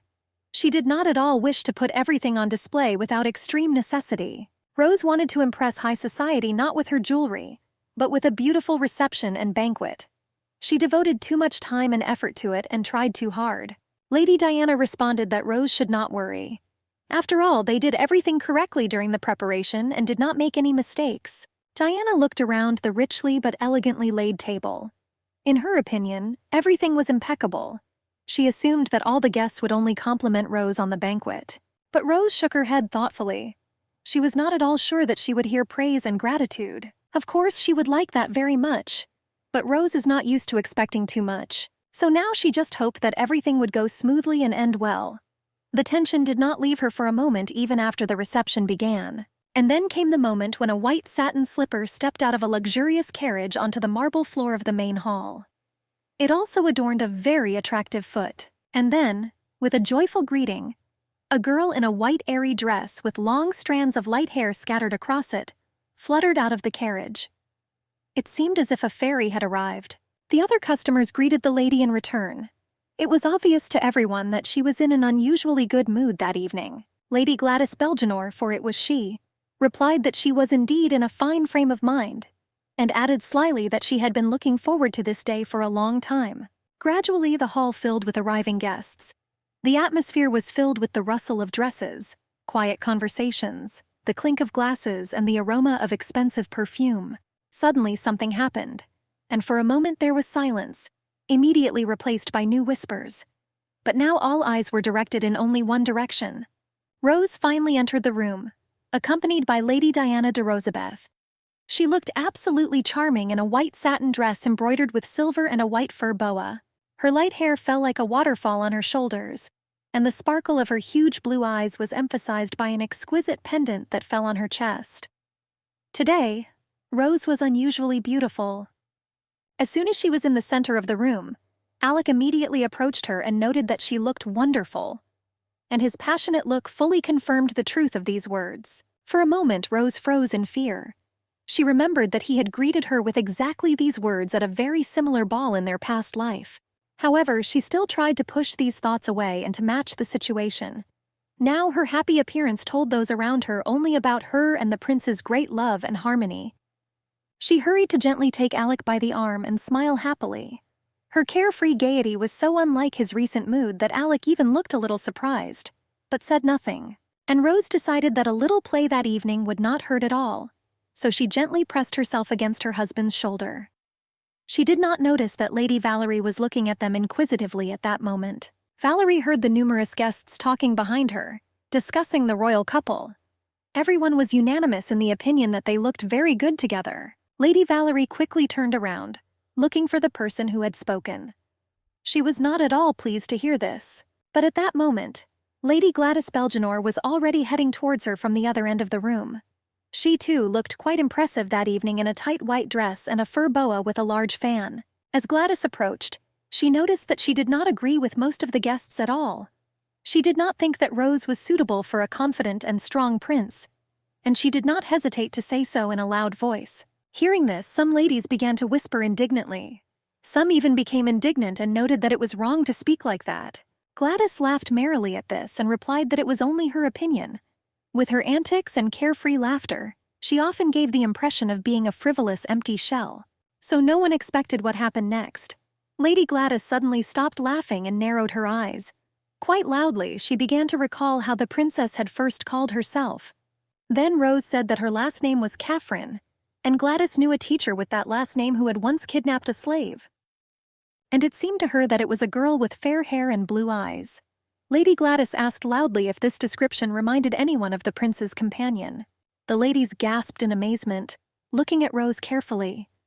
Now everyone who heard Gladys's speech thought that she was right, but Valerie thought that this was too primitive a step. However, Lady Valerie O'Fries, having thought about it, decided that the empty Gladys with her statements made her job much easier anyway, and therefore, she could well be useful in the future. After all, Valerie already knew for sure that it was Lala in front of her, and that was quite enough for her. Meanwhile, Gladys continued to chatter.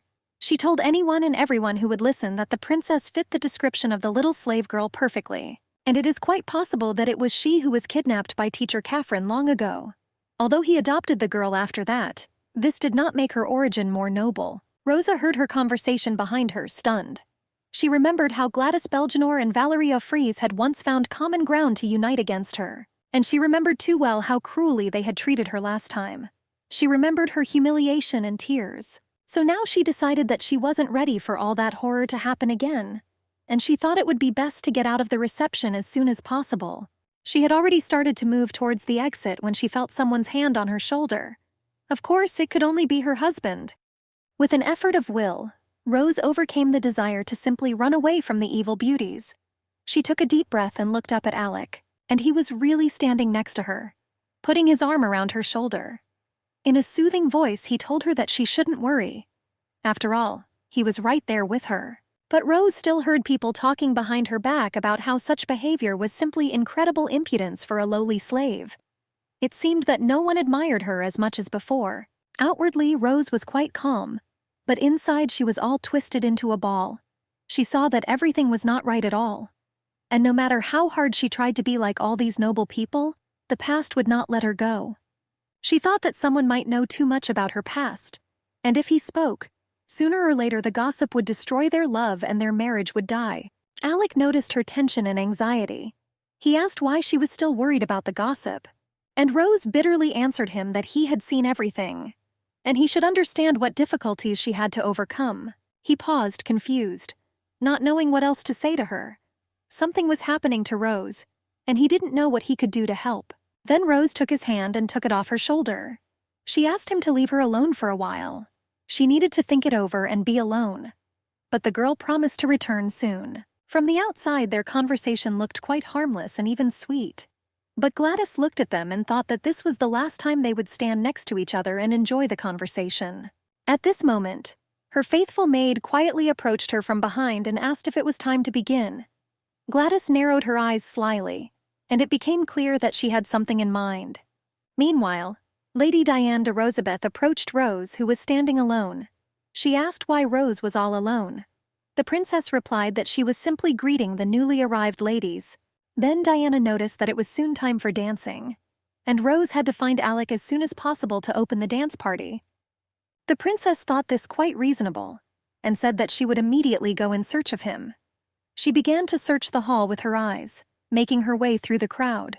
No one noticed that an invisible maid was following her like a persistent shadow.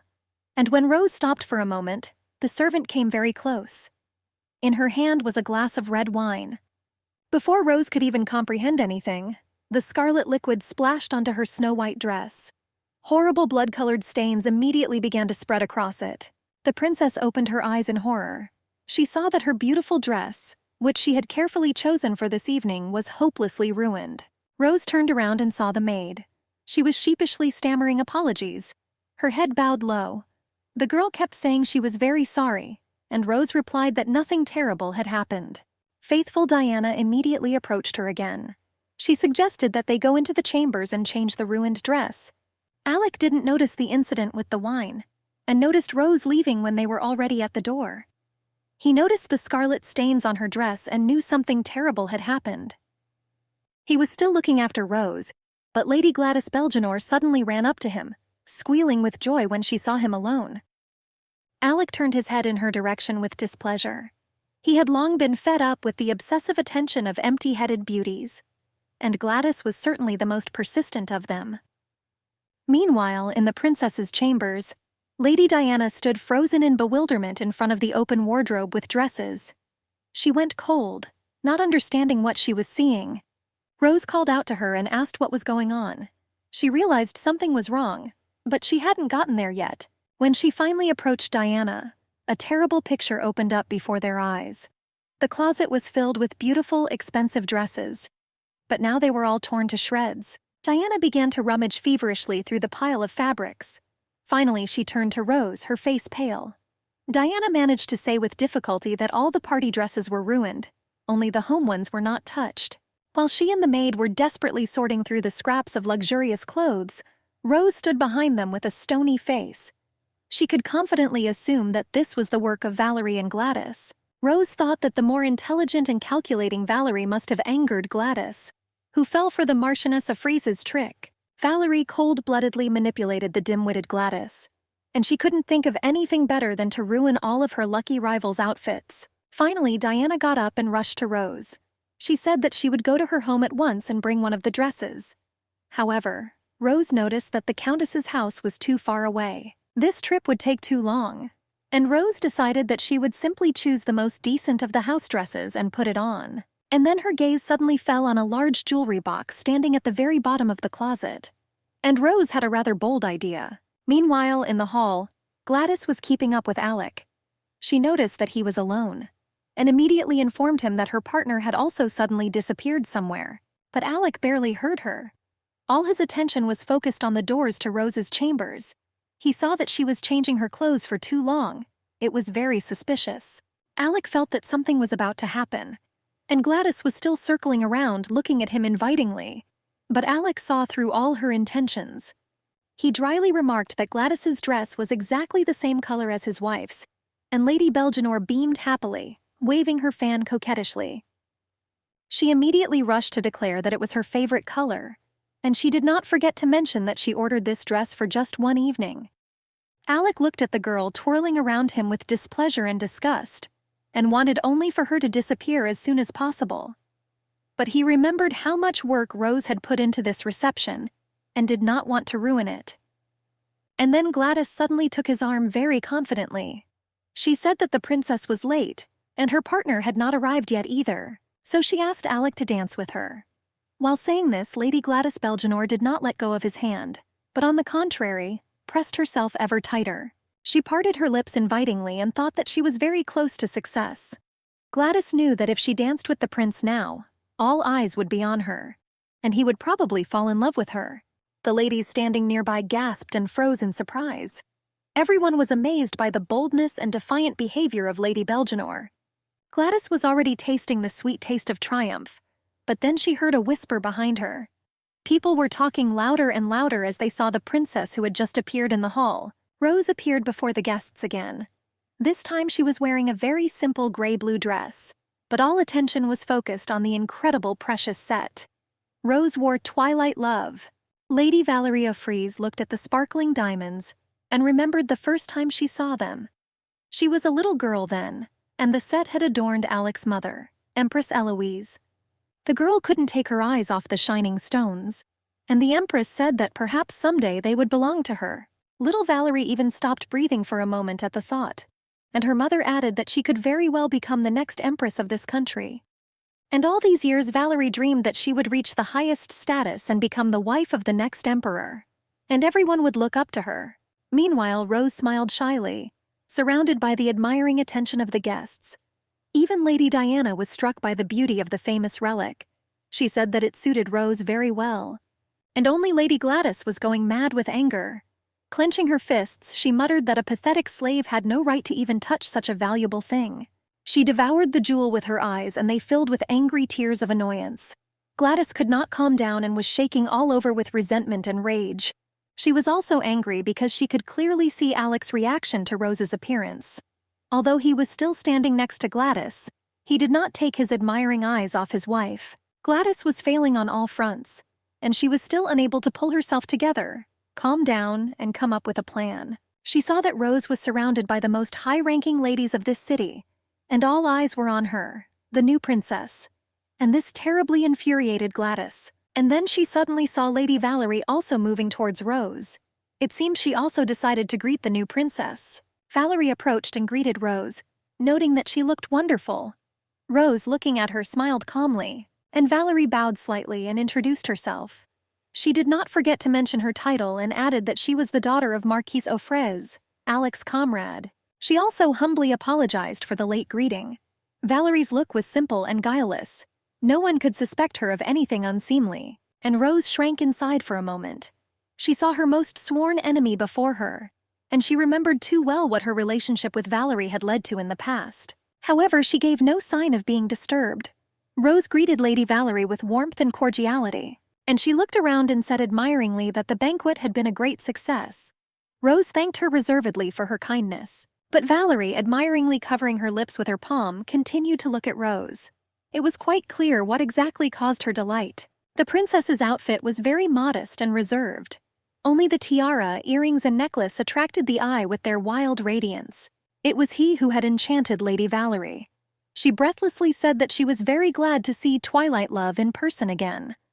She also modestly continued to say that she had not expected to see such an expensive thing on Rose that evening. Rose remained silent and only raised her eyebrows in surprise. The girl thought that Valerie was obviously trying to hint that it was not appropriate for her to wear such status jewelry. This was a clear indication to Rose of her ignoble origin. Then Rose replied that the prince had received it from his father, the late emperor, and after that he had given it to her, his lawful wife. Some of the ladies present sighed in admiration. They asked why Rose hadn't worn it from the very beginning of the reception. After all, the jewelry deserved to amaze everyone with its beauty. To this, Rose calmly replied that she wanted to make a spectacular surprise. Valerie was silent, and only the fire flaring up in her eyes spoke of her true feelings. Finally, she couldn't hold back any longer and spoke. Lady Valerie said that the princess should be very careful. It sounded a little strange, but she explained with an innocent look what she meant. Valerie was talking about how Rose would have to work hard to prevent the shining Twilight Love from fading, or even being stolen. And Rose suddenly thought that the other guests might also think that a girl of low birth could not wear such precious jewelry, and they would not understand and would not approve of the prince's choice. She remembered how she had once had similar doubts, and she asked Valerie if it really wasn't right for her. Then Valerie was quite categorical. She replied that it was certainly not suitable for a runaway slave like Lala. But now Rose was different, so she nodded calmly and firmly answered that nothing like that would happen. Lady Valerie whispered hypocritically that she was now feeling a great deal of relief, and to herself she thought that she was very curious to see how long poor little Lala could hold out. And then one of the ladies suddenly remembered that the dancing was about to begin. She began to look around in search of the prince, because it was the prince and princess who had the first dance of the evening. And then everyone noticed with surprise that the prince was standing in the company of Lady Gladys Belgenore. She pressed herself tightly against him, clutching his hand. The prince even looked a little confused. However, he immediately pushed Gladys aside and moved towards Rose. Seeing that the girl was wearing the jewelry he had given her, Alex smiled happily. Rose smiled slightly too, seeing his delight. She was a real woman after all, and it was incredibly pleasant for her to see the admiration in his eyes. When Alec came close, Rose looked at him tenderly and said that she had been looking for him. From the outside, it seemed that these two were unusually happy. Seeing her smile, he beamed and extended his hand to her. Alec decided that Rose had finally put aside her fears and sad memories and decided to fully enjoy the reception. But as she held out her hand to him, she thought that he had not changed at all. And Rose reminded herself again that she could not relax for a minute. Alec hugged her, and she put her hands on his chest. They looked unusually harmonious and attractive, a tall and courageous prince and his gentle, fragile, and beautiful princess. The other guests seemed to think so too. Looking at the crowned couple, many were whispering excitedly and nodding admiringly. Only Gladys and Valerie, standing at a distance, exuded malice. However, not everything was so rosy. Alex saw wariness and coldness in Rose's eyes. He stubbornly told her again that she did not understand what was happening. But Rose interrupted him decisively. She said that he was always saying the same thing and she was tired of listening to it. And then Alex suddenly said that he asked her to listen again and asked her to stop talking nonsense. Hearing this, Rose froze. She replied bitterly that he should not even hint to her that her suffering was nonsense. And she added that he never thought of anyone but himself. They danced and Rose knew everyone was watching them. It must have looked great from the outside. And then she suddenly thought that in reality everyone could only look at the prince and think that she was just an insignificant slave dancing with him, and to imagine her as just a doll, a puppet hanging on strings. And Rose knew that she had to decide for herself. Did she want to live like this again?